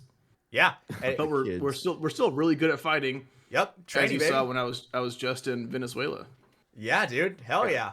And Yeah, thank you for your service. thank you, bro. We were there Appreciate for like 30 minutes. Yeah, Zook Sharks. Zook Sharks. Zook Sharks. You know what's weird to me is that some people still don't know that you're supposed to sign up for the draft when you turn 18. Like that happened to my brother recently because he got paper in the mail from like Secret Service. He was like, "Hey, you're 18 yet? Like, why have you not signed up?" And he was like, "What is this?" I was like, "It's for the draft. Like you're an adult now, buddy. You have to sign up." He's like, "You have to sign up for that?" I was like, "Yes." Yeah. Like you have to sign up for the draft. Like Yeah. you don't have a choice. What was his initial thoughts of that? He's like, Unfortunately, wait, the draft? the sign up is mandatory, but you don't have to. But yeah, Right. But he just didn't know. He was like, "I didn't know that was a thing." I was like, "What do you mean you didn't know that was a thing?" Like it was like something from the past. Yeah. That he's like, oh, that shit doesn't happen anymore. That was for like, nom. It was just weird to me to think that like some people don't know that. Man, dude. yeah, it was strange for me to see my friends have to like sign up because I joined the army at 17 and I left for basic training at 17, so I didn't have to sign up for the draft. But while I was in the army, I had friends of mine like in our group chat from high school, like, "Hey, did you sign up for the draft yet?" And I go, "Oh yeah." So I didn't think about it because I didn't have to. I joined voluntarily. Yeah, jumped in. But seeing my friends in our group chat, like, "Yeah, I signed up last week," and I'm like, Yeah, "Don't do it. Lastrow. Whatever you do, this place sucks." Oh my god. Okay, so with that kind of like sucking, what was the worst part about the army overall? Like when it came to training, was it training? Was it just being out and about? Was it The gas chamber. Um.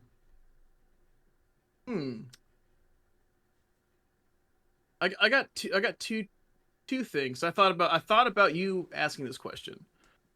So I have two answers to it. One is like deep and heavy, and then one is just like, oh yeah, the simple answer of like what's the worst part is, not sleeping good, being out in the field when it's raining or snowing and being cold. Like training was always a blast, but it's in between your like operational training missions that sucks. I won't go as heavy as the other option. Just I don't want to get this like sad and depressing. But like the hardest part is like seeing the new recruits, like the youth of the army, especially when I became a team leader. I should have said this earlier. I was in the infantry. I became a rifle team leader after Afghanistan. I'd say the hardest part was like seeing these kids go from kids into like men, but not in a way that I'm talking about these Oni kids. Like seeing them grow into like young men that are bright-eyed and bushy-tailed. I would see these new recruits that are like, happy to be in the army, and then just seeing them get like worn down and like defeated, and some of them coming back from deployments a different person. That was very hard for me, especially when I got out of the military. I had a lot of friends that were still in, obviously, and seeing them go through a slump. I would say like post military, especially post deployment. For those that did see combat, that's the hardest part. Is like seeing these these kids with these dreams and aspirations, just to be like, oh, either the army sucks, or like war wasn't what I thought it would be, and like they have everlasting effects after the war. Mm-hmm.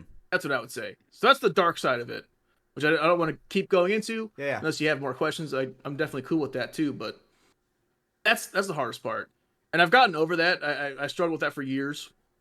The past few years, I've gotten over. Hey, Yeah.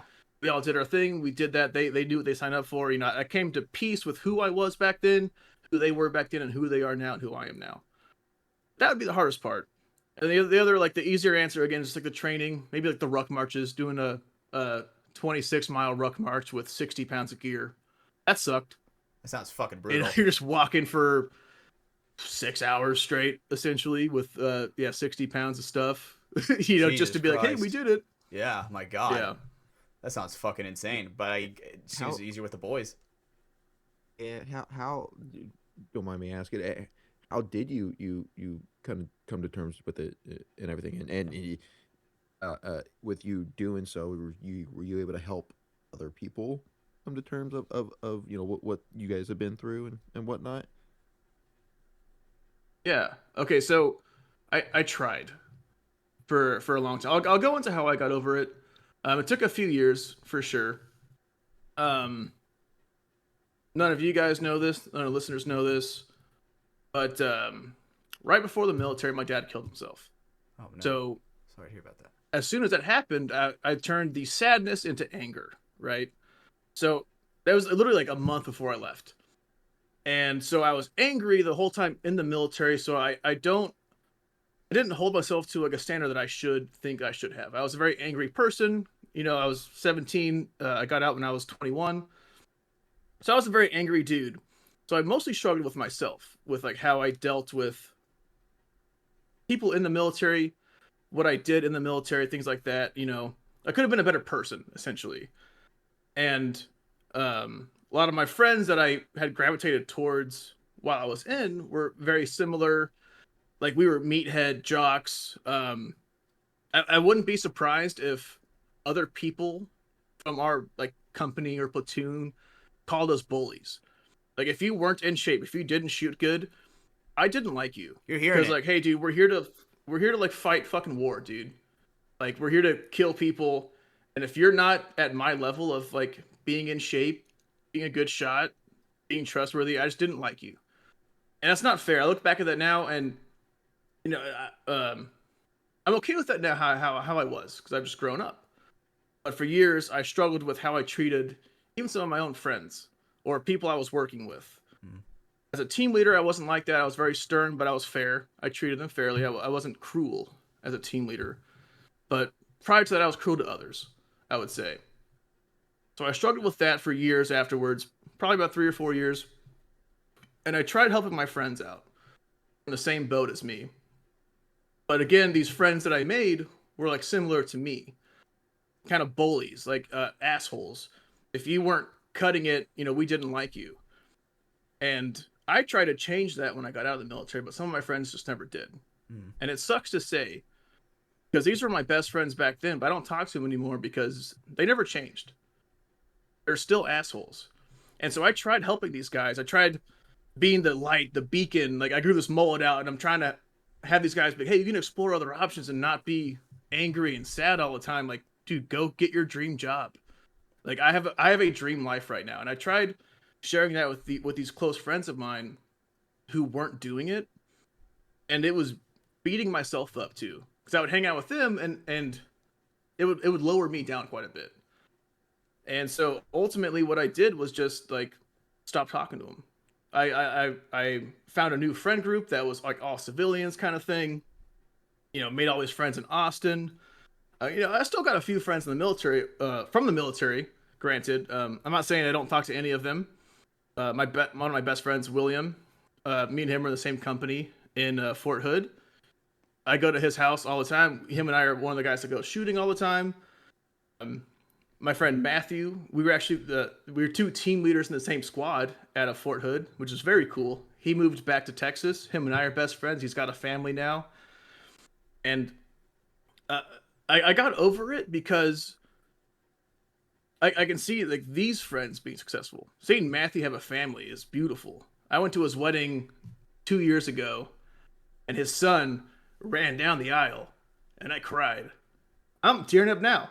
Yeah. But seeing him come from like this angry team leader like I was, just military guy, that's all we know. I feel like a family man now. It's beautiful. Yeah.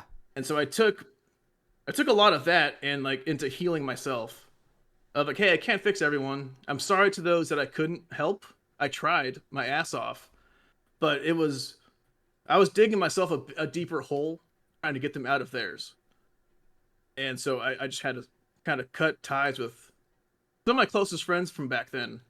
And, we're still casual. We talk on Instagram and Facebook and stuff with some of those guys, but the guys that I would rather talk to right now were some of the guys I was mean to back then. So they're like, dude, fuck you, Lopez. You were an asshole back then. Mm-hmm. And I'm like, hey, that's fair, dude. I'm sorry I was. But yeah, I hope that answers your question. Wow. Sorry to does, hear yeah. that, Lastrow. Yeah, Oh, thanks, man. tough, but it's what man, damn. I think Yeah. it takes a true Um, soldier to like with a real heart to bounce back from that, right? To kind of see how Definitely. you were being a quote unquote dick, and now you're bouncing back and like, okay, like how can I not right your wrong, but learn from it and grow from it, right? Because a lot of people Yeah, they just try to right their wrong, yeah, but instead of growing from it, you yeah. I can't right can't the write that past. wrong. I can try. And I've reached out to some of those guys I was mean to, and had conversations with them and told them, hey, I'm sorry. Think I was a dickhead back then, and I told them, my father died right beforehand, and I didn't process any of that until after the military. Um, like literally, it was like a couple years after the military is when I finally processed everything. Uh-huh. So I've apologized. I've made peace with my actions from back then, and the only thing I can do now is not right that wrong, but never be that person again. And I take a lot of like happiness in that. And like Yeah. looking back and like, yeah, hey, times were tough. Times still are sometimes, but fuck, dude, I have a great life with some great friends that I would never change for the world. So Yeah, it's the growth within yourself, right? Over time. Yeah, that's really nice to be able to see, but the fact that you can also see that within people around you that you care about. Not just for the military, but even with Oni, right? You're talking about the kids and everything, and it um, just the growth that you're seeing and maybe even play a part in, right? yeah, Whether you feel like you do or not, you're playing a part in their growth and everything. There's something beautiful about that. thanks, man. Yeah, I acknowledge that. And I was gonna go somewhere. Dang it, I lost my train of thought. Can I add But something on yeah, that real quick? Yeah, go ahead. I think that it is it makes a lot of sense on why you like to see the kids on Oni grow, where it's like, you don't have to see them be teared down anywhere near to the degree as in the military, to where it's like you can see them have a lot higher highs and not as low lows, Yeah, and you can contribute to that with Oni. That is a fantastic yeah, thing that a lot of people don't have, right? Especially when you have a mentor like yourself on Oni, where he's seen both sides of the coin. He knows what it's like to be in a place like that, but he also knows what it's like to help everybody else out, right? Because you like you said, you felt like the more you were helping others, the more you were digging yourself a hole. It takes a lot to dig yourself out of that hole. And I mean, anybody who I've ever seen dig themselves out of a hole like that is usually a guy that you would want in your corner and a guy that you would want to follow into battle and stuff like that. Where you would have thanks, that man. person's back.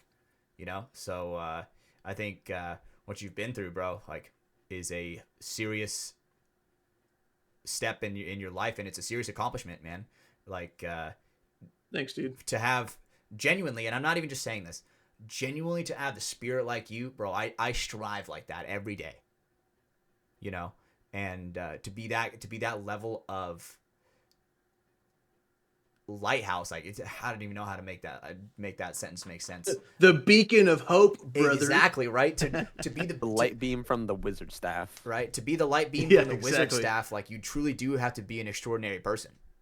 Like, the average person cannot do it. And Lastrow, dude, you are not the average person. You are an extraordinary person, bro. Seriously. And Thanks, dude. I really appreciate that. yeah, like, you're one of those guys that ever since I met you, bro, you've always had my back. You've always fucking lit my beam for sure. And I just want to say how much I appreciate that. Because whenever I'm feeling fucking low, deadass, I see your Instagram story, I get so much happier. Right? And Thanks, man. Yeah. we can all take away from that, right? We can all take away on how to light someone else's beam, right?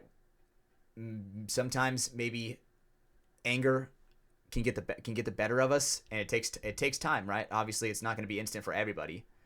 But take your time and kind of assess the kind of person you are, right? At what point, Lastrow, for you, were you like, okay, I need the turnaround. Like, I want to change. What were there any signs? Oh man, another it's dark. Oh. I don't know if you want to go into it, but If you don't want to, there bro, is you do there not is a have to. If you do change, not yeah. want to, you do not have to. If you do not want to, bro, I'm not gonna force you to. We love you very much, bro, and you fucking like the Me- game, bro. Woo! I'm gonna drink some more water. Tearing up. Mm. This is Scott Lopez, not so much Lastrow's goofiness, right? Shit. I'm gonna burn through this because it's tough. Take your do whatever you need to, brother. And if you don't want to talk about this, bro, we can change the subject and we can skip. Yeah. We love you, bro. We do. I'm not- gonna. Well, I use humor to get through a lot of stuff, and it's good to talk about this, just even for myself, to like go through these things. And you mentioned my father and things like that, so it's good for me. It'll cleanse me for the next few months and until I cry about it again. But And we can edit this out. If you don't want this on the air, we can edit this out completely. I'm cool with it. Okay. Um,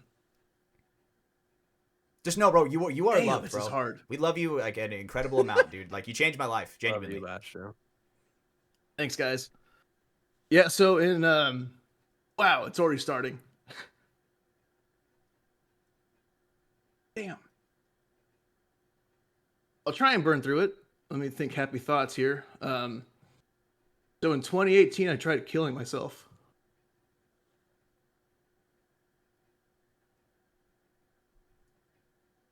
And that was the turnaround. A cop had found me and took me for a drive, and I actually knew this cop. He was a good friend of mine. This was back when I was living in Indiana. But this cop found me, and we had a conversation, and he said, you know, I got a lot more to live for, because I think I was 22 at the time, 23 maybe. So he helped me out, and then I kind of went public with it, actually. A few days later, because this was 2018, New Year's Eve, going into 2019. A few days later, I made a post on Facebook saying, like, hey, I'm not doing good. I even went public saying I tried killing myself, a few days ago. And a lot of people reached out to me, and my aunt, my Aunt Patsy, I love her. She said, hey, you need to get help. And not just like talk to your friends about it, you need to go see therapy. So I did. And that's what kind of unlocked the part of my brain that was like, hey, you're fucked up. But here's the reason why. I didn't process my dad's death. I didn't process the military. It's one of those things you bottle it up, and I didn't notice I was doing that. I was mean to people back then. I ruined a relationship. I was even mean to my mom sometimes. She's a saint. So I got help, and I figured out like what was wrong with me and how to fix that. So I did that. I got therapy, and I didn't go very long. I only went for about a month because she gave me the tools I needed to get over it myself. Essentially, I was able to process what she was saying and just do that to myself. So for the next few years, from like 2019, I guess would be the start of it, to probably 2021, 2022 maybe, I was still depressed and like borderline suicidal, but like I knew I wasn't going to kill myself. The main reason being my mom was, my mom's still alive and she's a saint, and my family already had multiple suicides, and I couldn't do that to her. So for those 3 years in my head, I was like, I just got to outlive my mom. And as fucked up as it sounds, like if she ever randomly died, that I would just do it then, to not make her go through another death in the family. 3 or 4 years ago, I had a weird breakdown at work, and I'm already living this. Granted, I'm living my dream life. I have my dream job in the firearms world. I'm working for this podcast called Drinking Bros, where they pay me to get drunk all the time and party.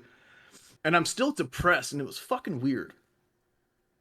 And one day I was driving home from work, and I told myself, like, today's gonna be the last day you're like this. This drive is the last day you're ever gonna be sad. and or not sad, but just depressed, right? Mhm. And for some reason that worked. I went home, I went to bed, I woke up the next day, and I went for a run, which I haven't done in years. And I still don't run all the time, but I needed to make a change. I started going on hikes, and hey, here we go. I started playing paintball again. That was roughly 3 or 4 years ago. I Wow. thought about the things I liked doing prior to the military, prior to being depressed, and it was being in nature, being with my friends, playing paintball. I missed paintball. I haven't played paintball for 10 years at that point. I played in Korea for this D3 team back in 2014, you know? And so I just started doing shit like that again. And I remember one of my friends saying, like, not every day has got to be that victory, but find the little things that made it better. So I would wake up and make breakfast and be like, dude, I had a great breakfast today. I would start my day off with the victory of that breakfast. Hey, I didn't have to fill up my tank for gas before work. And that was a little bit of a victory. And I started living every single day with those small victories more. I'm not suicidal. I'm the happiest I've ever been. But I guess the turnaround point was, trying to kill myself. So that's the long answer for that. So I'm sorry we got deep right there, but I'm giving you the truth, and I think that's what this podcast is owed, because I love you guys, and hey, maybe someone needs to hear that. I mean, bro, if I'm being Definitely. honest, dude, I Yeah. felt like I needed to hear that. Right? I I'm about to shed a tear. No, and the reason why I'm being serious, dude, is because there is a genuine huge stigma to where it's like, hey, man, like, dude, I was part of this toxic stigma where it's like, hey, man, therapy, that shit is for the fucking birds. But dude, like, I was shown the light just now, where it's like, I get it, like how much it can do. Where it, like you said, you didn't go for a long time, but you got to the point where you got the tools on how to fix what is broken, right? And Yep. that is a huge learning experience that any young person can take nowadays and roll with it, right? If you're ever feeling not yourself, or you're ever kind of feeling like you're down, dude, you're never out. You could be down, but you're never out, right? And That's why I went into like that last part of that was like, hey, find those small victories. Yeah, you might be down right now, but build up those little things in life. Take those small victories, whatever you can. Hey, you woke up on time. Cool. That's a win. Take that. You know, um, we all know how to change a tire, I would imagine. yep, Yeah.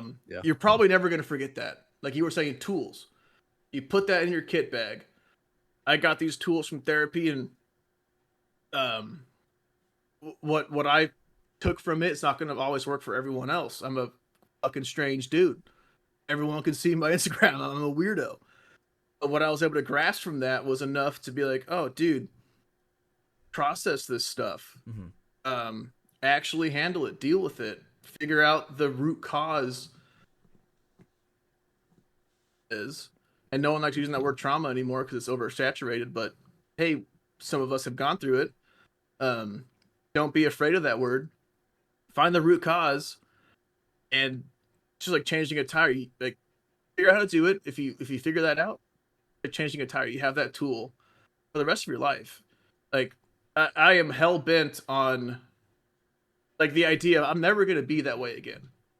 Like my dreams are to have a family and raise my kids right and Wow. teach them everything I've learned and make the best human beings on the planet. And that's just like a goal to have and take energy off of that. I live off of future energy I'm gonna have. I look forward to the future. Now, when I didn't for like 4 years or so, something like that, it's possible. Wow. Dude, let me just say, bro, I think genuinely, for a lot of people, dude, what you're saying, bro, you could save a lot of people with what you're saying. There are a lot of people who are scared Hope to so, reach out. man. And I think one thing that especially you've done is surround yourself with people that love you and people that care. And I think that kind of what you were talking about with some of those military friends that were kind of toxic, you were like, I need to distance myself from that, right? That's not me anymore. right? Like I'm tired of Yeah. being an And asshole. as hard as that might be, it might be the best for you. Like, so all of us have friends like that too. Yeah. Even in high school, I had friends that like weren't the best people, but like I felt cool around them or something, you know? It might not be the best for you. So like, yeah, take that sacrifice of maybe changing friend groups or finding new people or trying a new hobby or something. You know, get into paintball. I was playing Ultimate Frisbee like 4 years ago just to get out there and meet new people. And now I have Thanksgiving at their houses from strangers I met playing Ultimate Frisbee. Wow. It's possible. Everything is possible. If I can do it, and I am the most skeptic person ever of acting like non-therapy, you know, I'm an alpha man. Fuck that. Help yourself. It's worth it to be happy. I swear to God, I'm the happiest I've ever been in my life. Fuck yeah. It is worth You it to are- just yeah. try it. You are one of the happiest people I know, and I haven't even met you in person yet, and it's it's ridiculous just how much it pours through the screen and everything. It's crazy just how happy you are. But Flash, I love you, buddy. I love you too, Fucking man. love you, bro. My And tell favorite your was friends you love them. Yes. My God, tell them. 100%. Feel Right. shame in that. It's awesome. I love Yes. hearing it. I love saying it. Man, dude, Lastrow, well, Thanks, dude, Brando. you fucking taught us a lot about you tonight that we did not know, and let me just say, bro, genuinely, dude, we're blessed to have you as the fourth member of our broadcast studio, Lastrow Lopez. You know, Thanks, man. dude, fucking FTS till we fucking die, and when the amount our friendship has changed since I've met you, bro. I think of you genuinely every day. When I look at your Instagram posts, I'm like, man, dude, like that is a guy who I want to be like. Right? And Thanks, I think man. I think that the energy you put out, bro, keep going and keep pushing for it. You are an absolute hero. And I'm not even using that word lightly. You are a hero of the beacon of light, genuinely, coming from your staff. And so, dude, it is Which Fuck. one? all of them, bro. All three. The Eiffel Tower of staffs, right? Staff But rod beacon. I guess one thing I want to ask you, Lastro, to kind of go a different direction. Overall, how was your New Year's? Oh, dude. Fantastic. Fantastic. Me and my friends went out downtown Austin, which is a bit of a drive from where I'm at. I'm like an hour away now. I'm closer to my main job. But we went down there during the daytime. I saw my friends play music. I have a lot of friends from Austin that play like local gigs and things like that. We like bar hopped from, hey, my buddy's playing here, this one friend's playing here, and this is at like noon, right? Going here, here. And I was back home at 10 p.m. watching the new Stranger Things finale.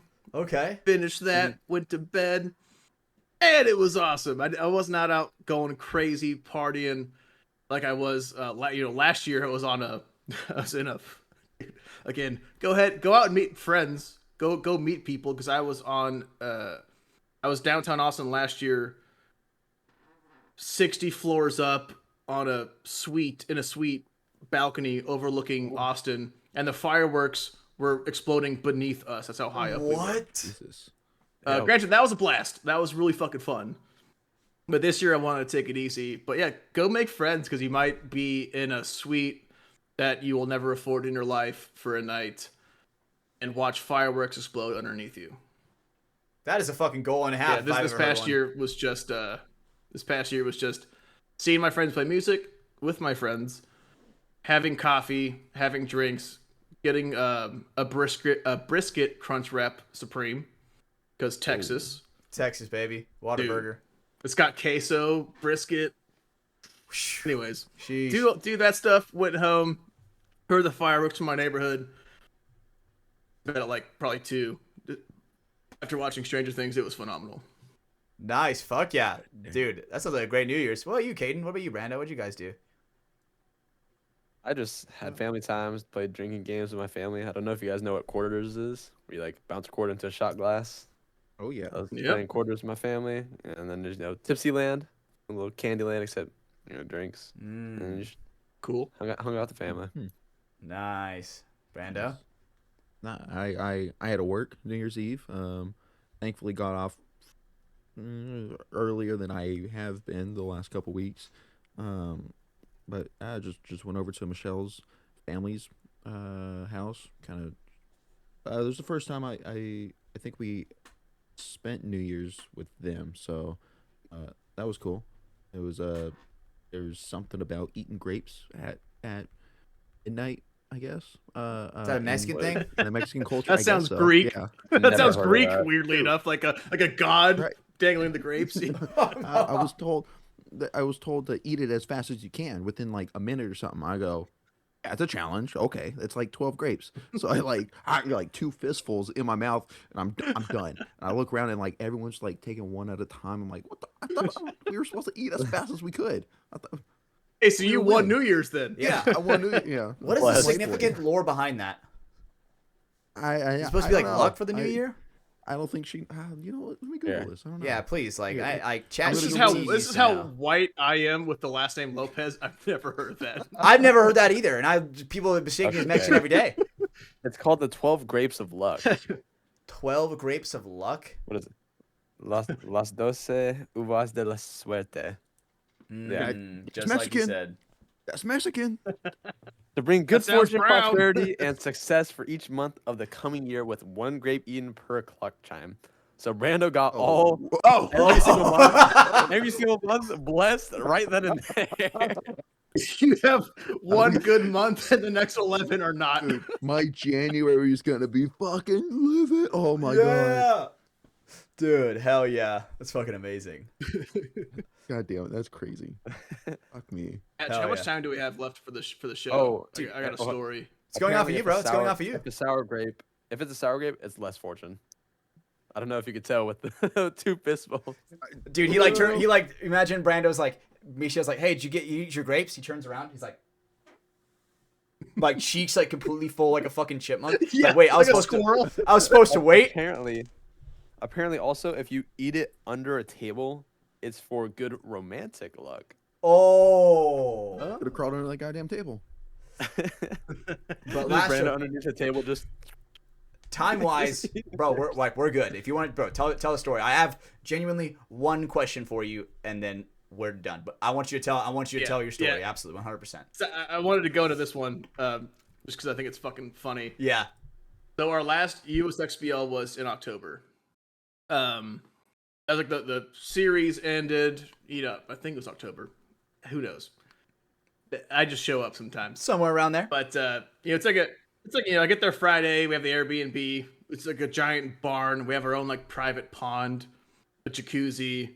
Fucking badass. So we stay there Friday night. Wake up at 5 to go to the tournament for Saturday, which is like D4, and usually it works.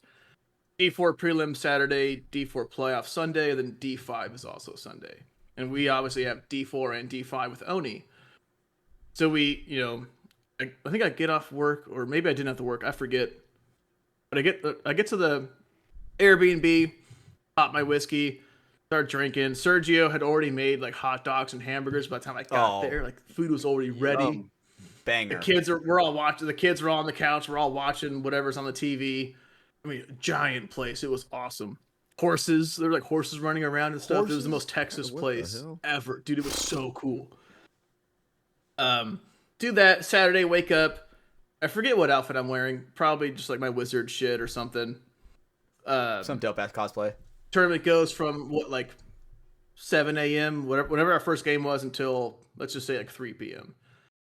But this girl I'm seeing right now, we're not official yet. I plan on asking her officially in a couple of weeks when I see her because she lives up in the Fort Worth area.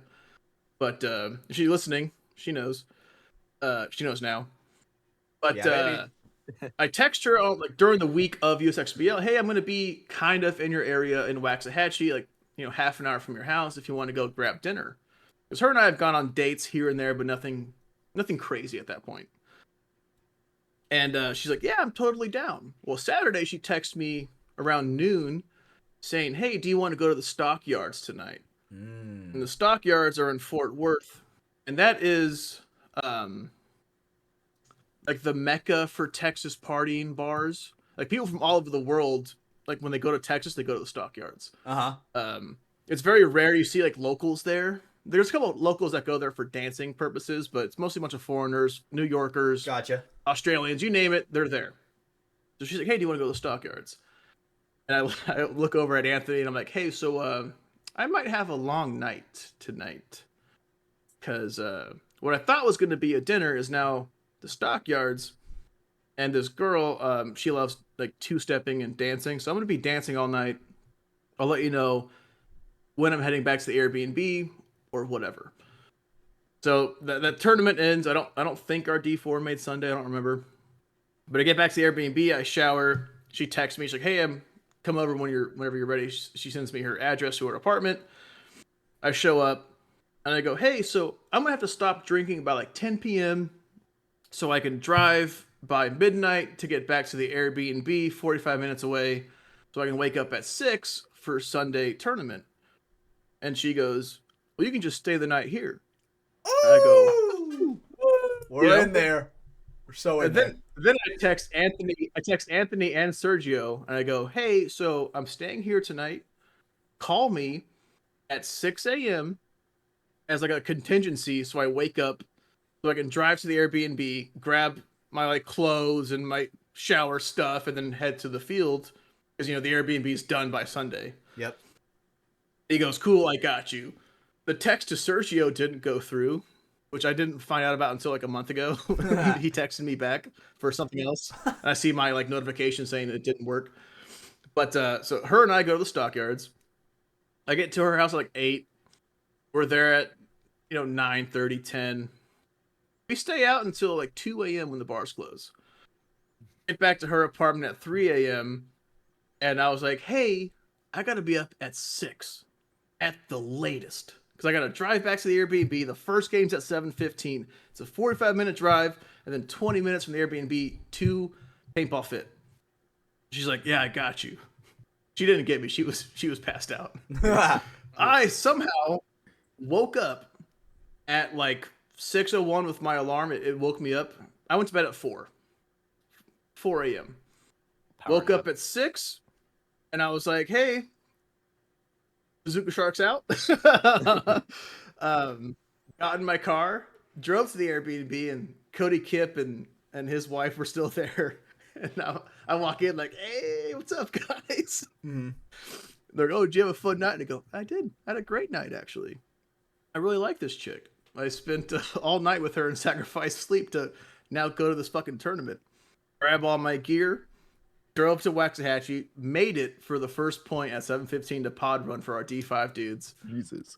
Spent whatever, like 10 hours we were at the field, for the last game's at 3 or whatever. Spent those 10 hours there. I think we made playoffs, got knocked out in round 1 or 2. And then just had a 2.5 hour drive back home. And on that drive back home, I had the windows down, music cranked up, and I was just screaming. Because I'm falling asleep. Yeah. On 2 hours of sleep plus 10 hours of paintball and pod running. Also, I'm Lastrow Lopez. As soon as I get there, everyone's like, Lastrow! And I gotta be on, dude. I can't be like, oh, hey. Hold on, guys. Let me go step into character. I'm wearing the hot dog suit. So I throw on the hot dog suit, and I'm sprinting towards the field to go pod run. And everyone's like, Lastrow! And I'm like, trying to survive. And made it work for these D5 kids all day. Drove home safely. Went to fucking bed. My God. That is amazing. That's the dedication. Yeah. Dedication of Lastrow and a girl I care about. I will. A girl and a paintball team I care about. I will hang out with you until 3 a.m. Go to bed at 4. Wake up 2 hours later, and then drive to this tournament to be with my boys and pod run for them.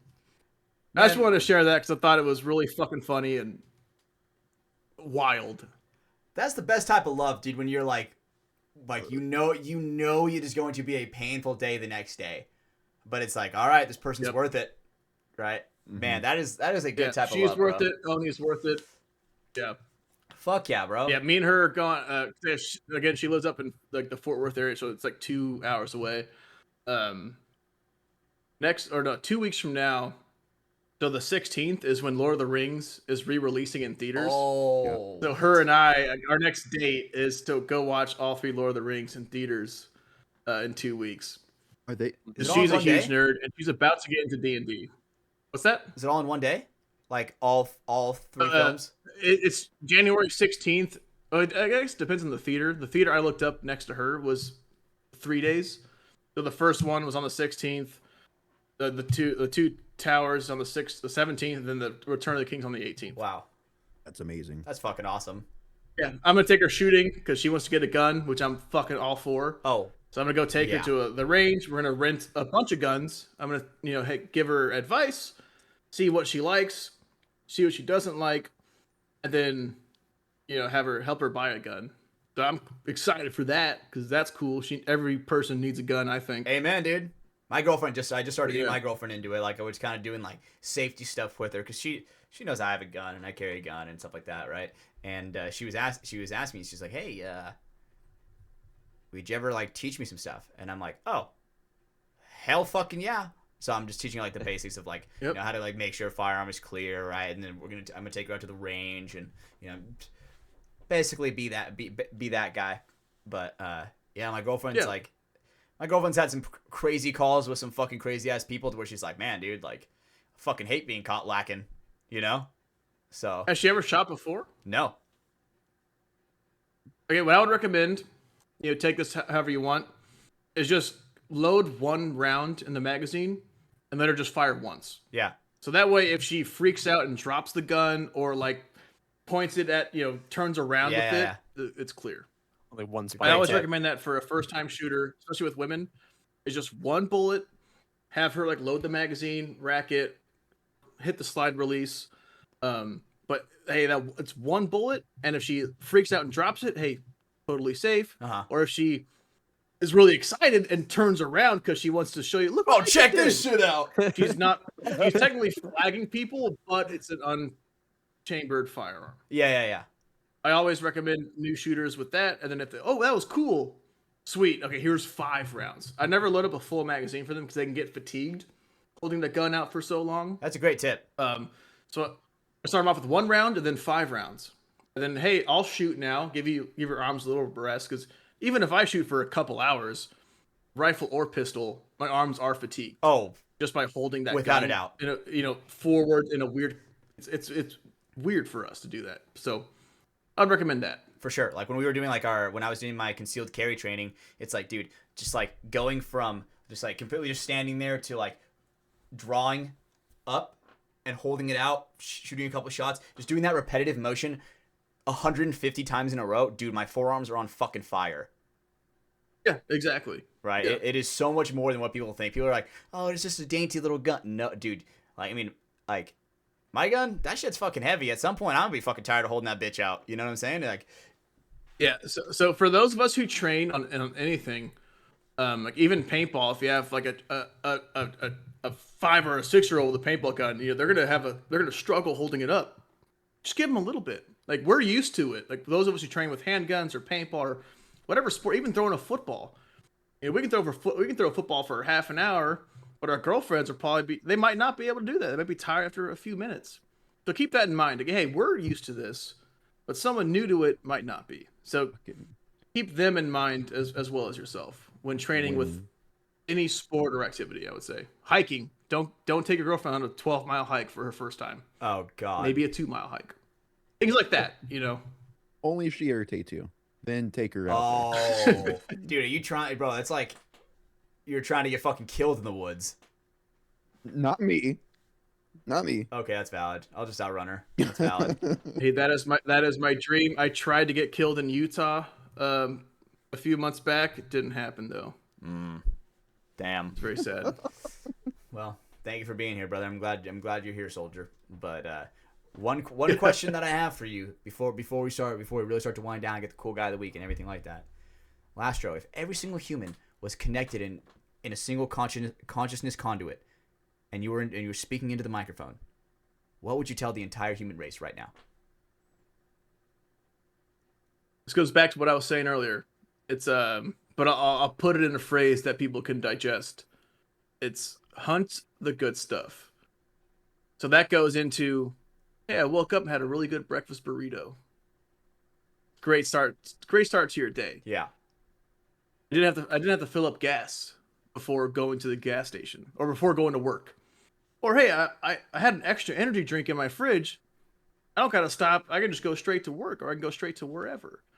Hey, nothing went wrong at work today. Like, hunt the good stuff. Find the little things throughout your day that make it better.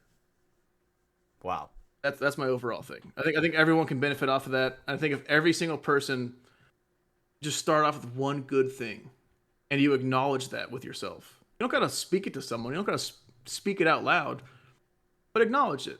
Today, for example, I went to this place called the Dog House, and I had 2 gourmet hot dogs. That was my 3rd and my 4th hot dog of the year. I'm doing 100 hot dogs this year, by the way.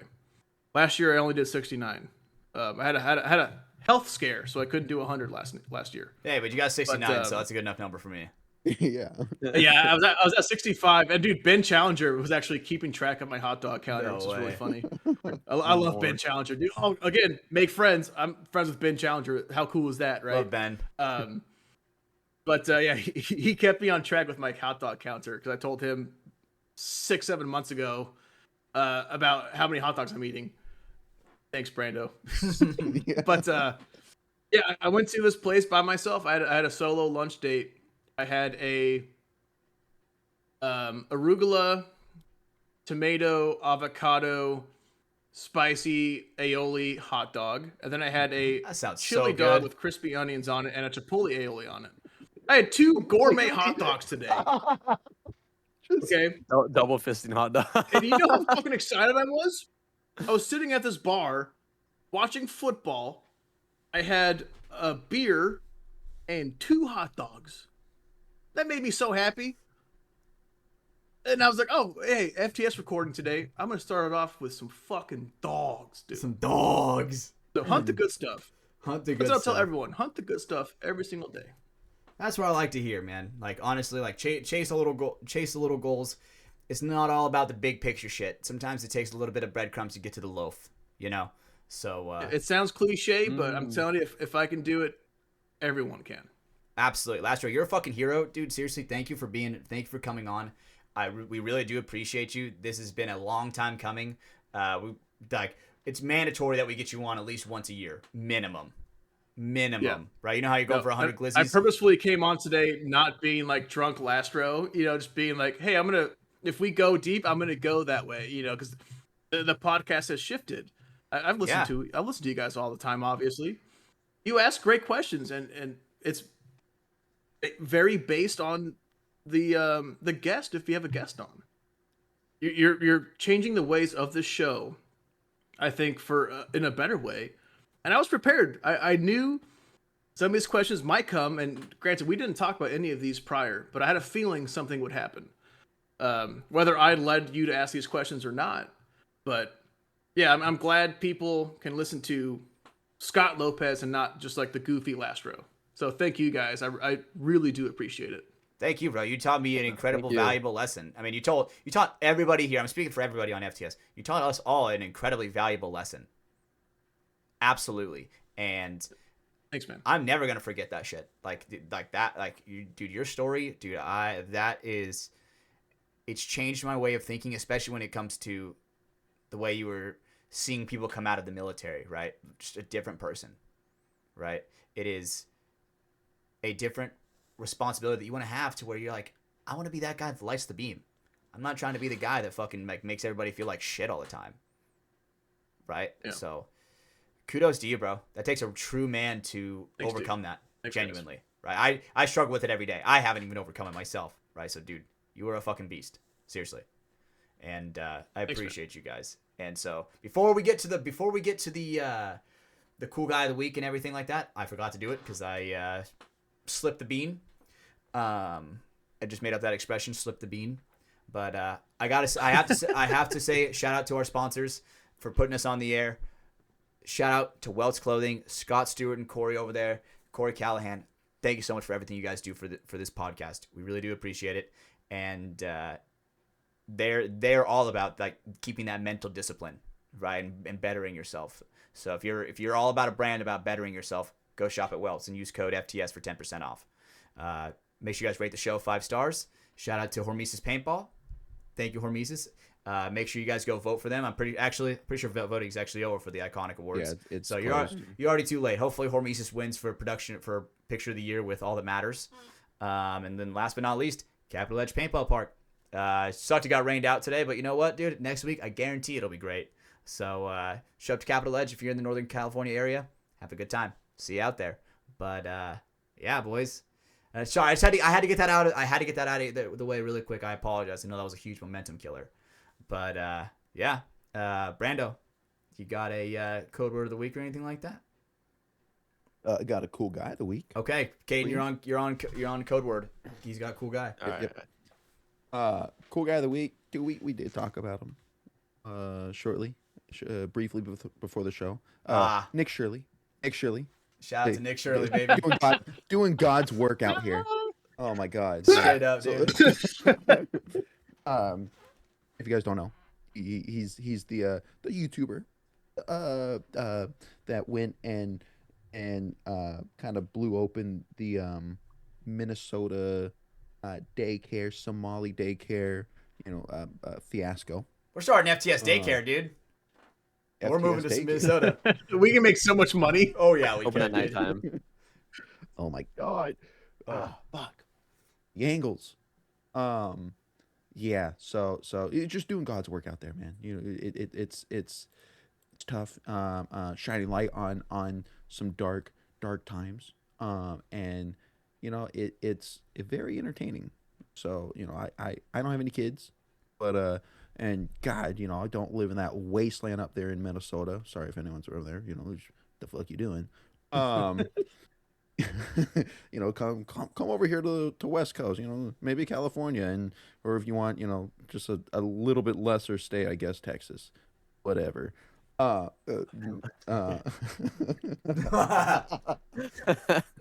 Excuse you? Sorry, I coughed.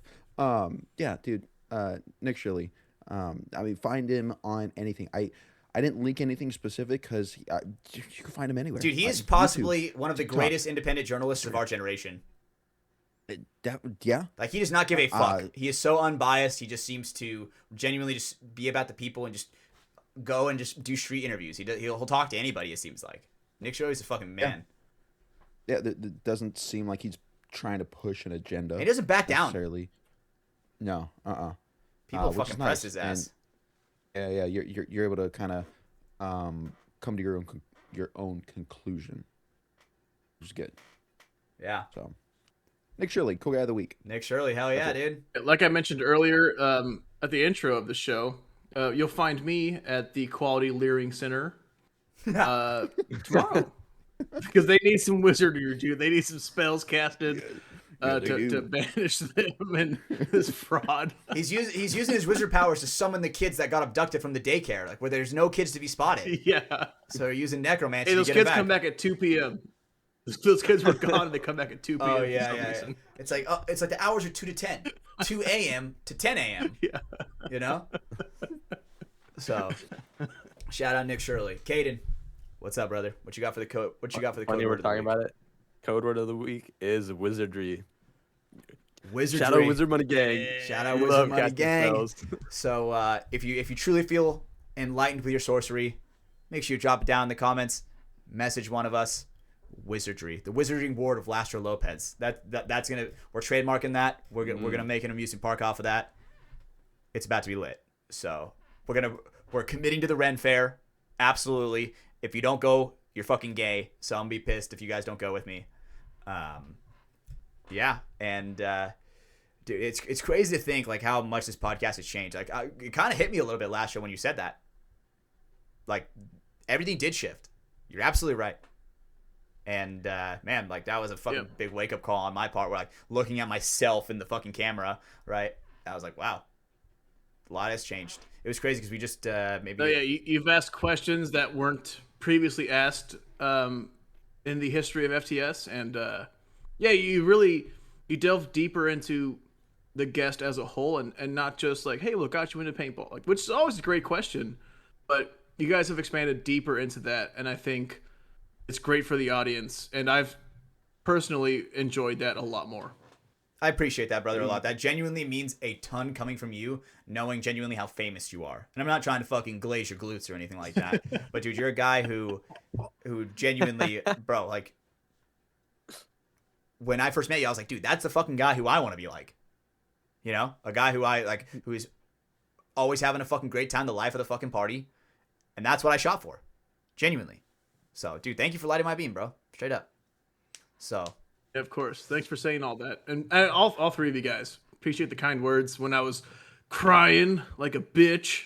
No, bro, not even. Crying's fine. Not at all. I prefaced it earlier like, yeah, I cry like every few months, you know? Yeah. Hey, it's good for you. Sometimes you need a good, cry. I used to look back at crying. Sorry? Sometimes you need a good cry. Like, you just need to get it out of your system, you know? Just holding it in is like. I used to look back at that when I would have like my crying or emotional days and wake up the next day like, oh, you're a pussy. And now I'm like, hey, bro, you probably needed that. That was genuinely good for you. So, good. Yeah. You know, now I'm gonna wake up tomorrow not feeling ashamed that I cried on a podcast talking about my life and how things aren't always awesome, but they can be. Yeah, I mean, bro, like, I mean, I don't think there's anything wrong with crying, dude. I remember I fucking cried when I lost Callie, dude. That shit fucked me up royally, right? Still does, right? I remember you crying on the podcast about that, and that I felt so proud of you. As weird as this might sound, I remember you messaged me about that because like you've said it yourself, like you know, early on FTS days, you had no emotion. You know, you were just kind of, you didn't have that factor in yourself. Yeah, I didn't have a life force to go off of. I've literally watched you grow through this show.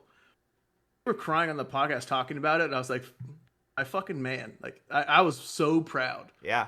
I was crying too, and I'm at work looking at Anthony, and I'm like, he's listening too. You guys started at the same time. Hey, go to 0-0. We'll still start at the same time. Yeah.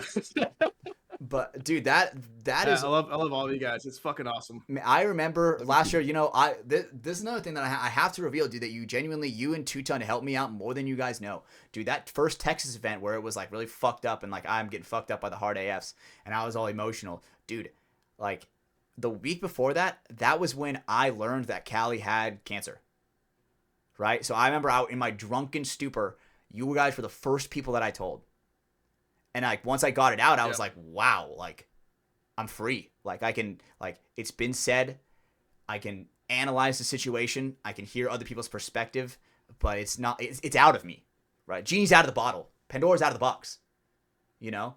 And you were that person where in that moment I confide in you and you genuinely helped me out. And I appreciate that. Seriously. You helped me more than you know. You knew nothing of my past at that time either. Like you had no idea. Yeah. You know? It's beautiful to have those moments. Absolutely. And dude, I seriously thank you for being yourself, and I thank you for being my friend, and I thank you for coming on. Genuinely.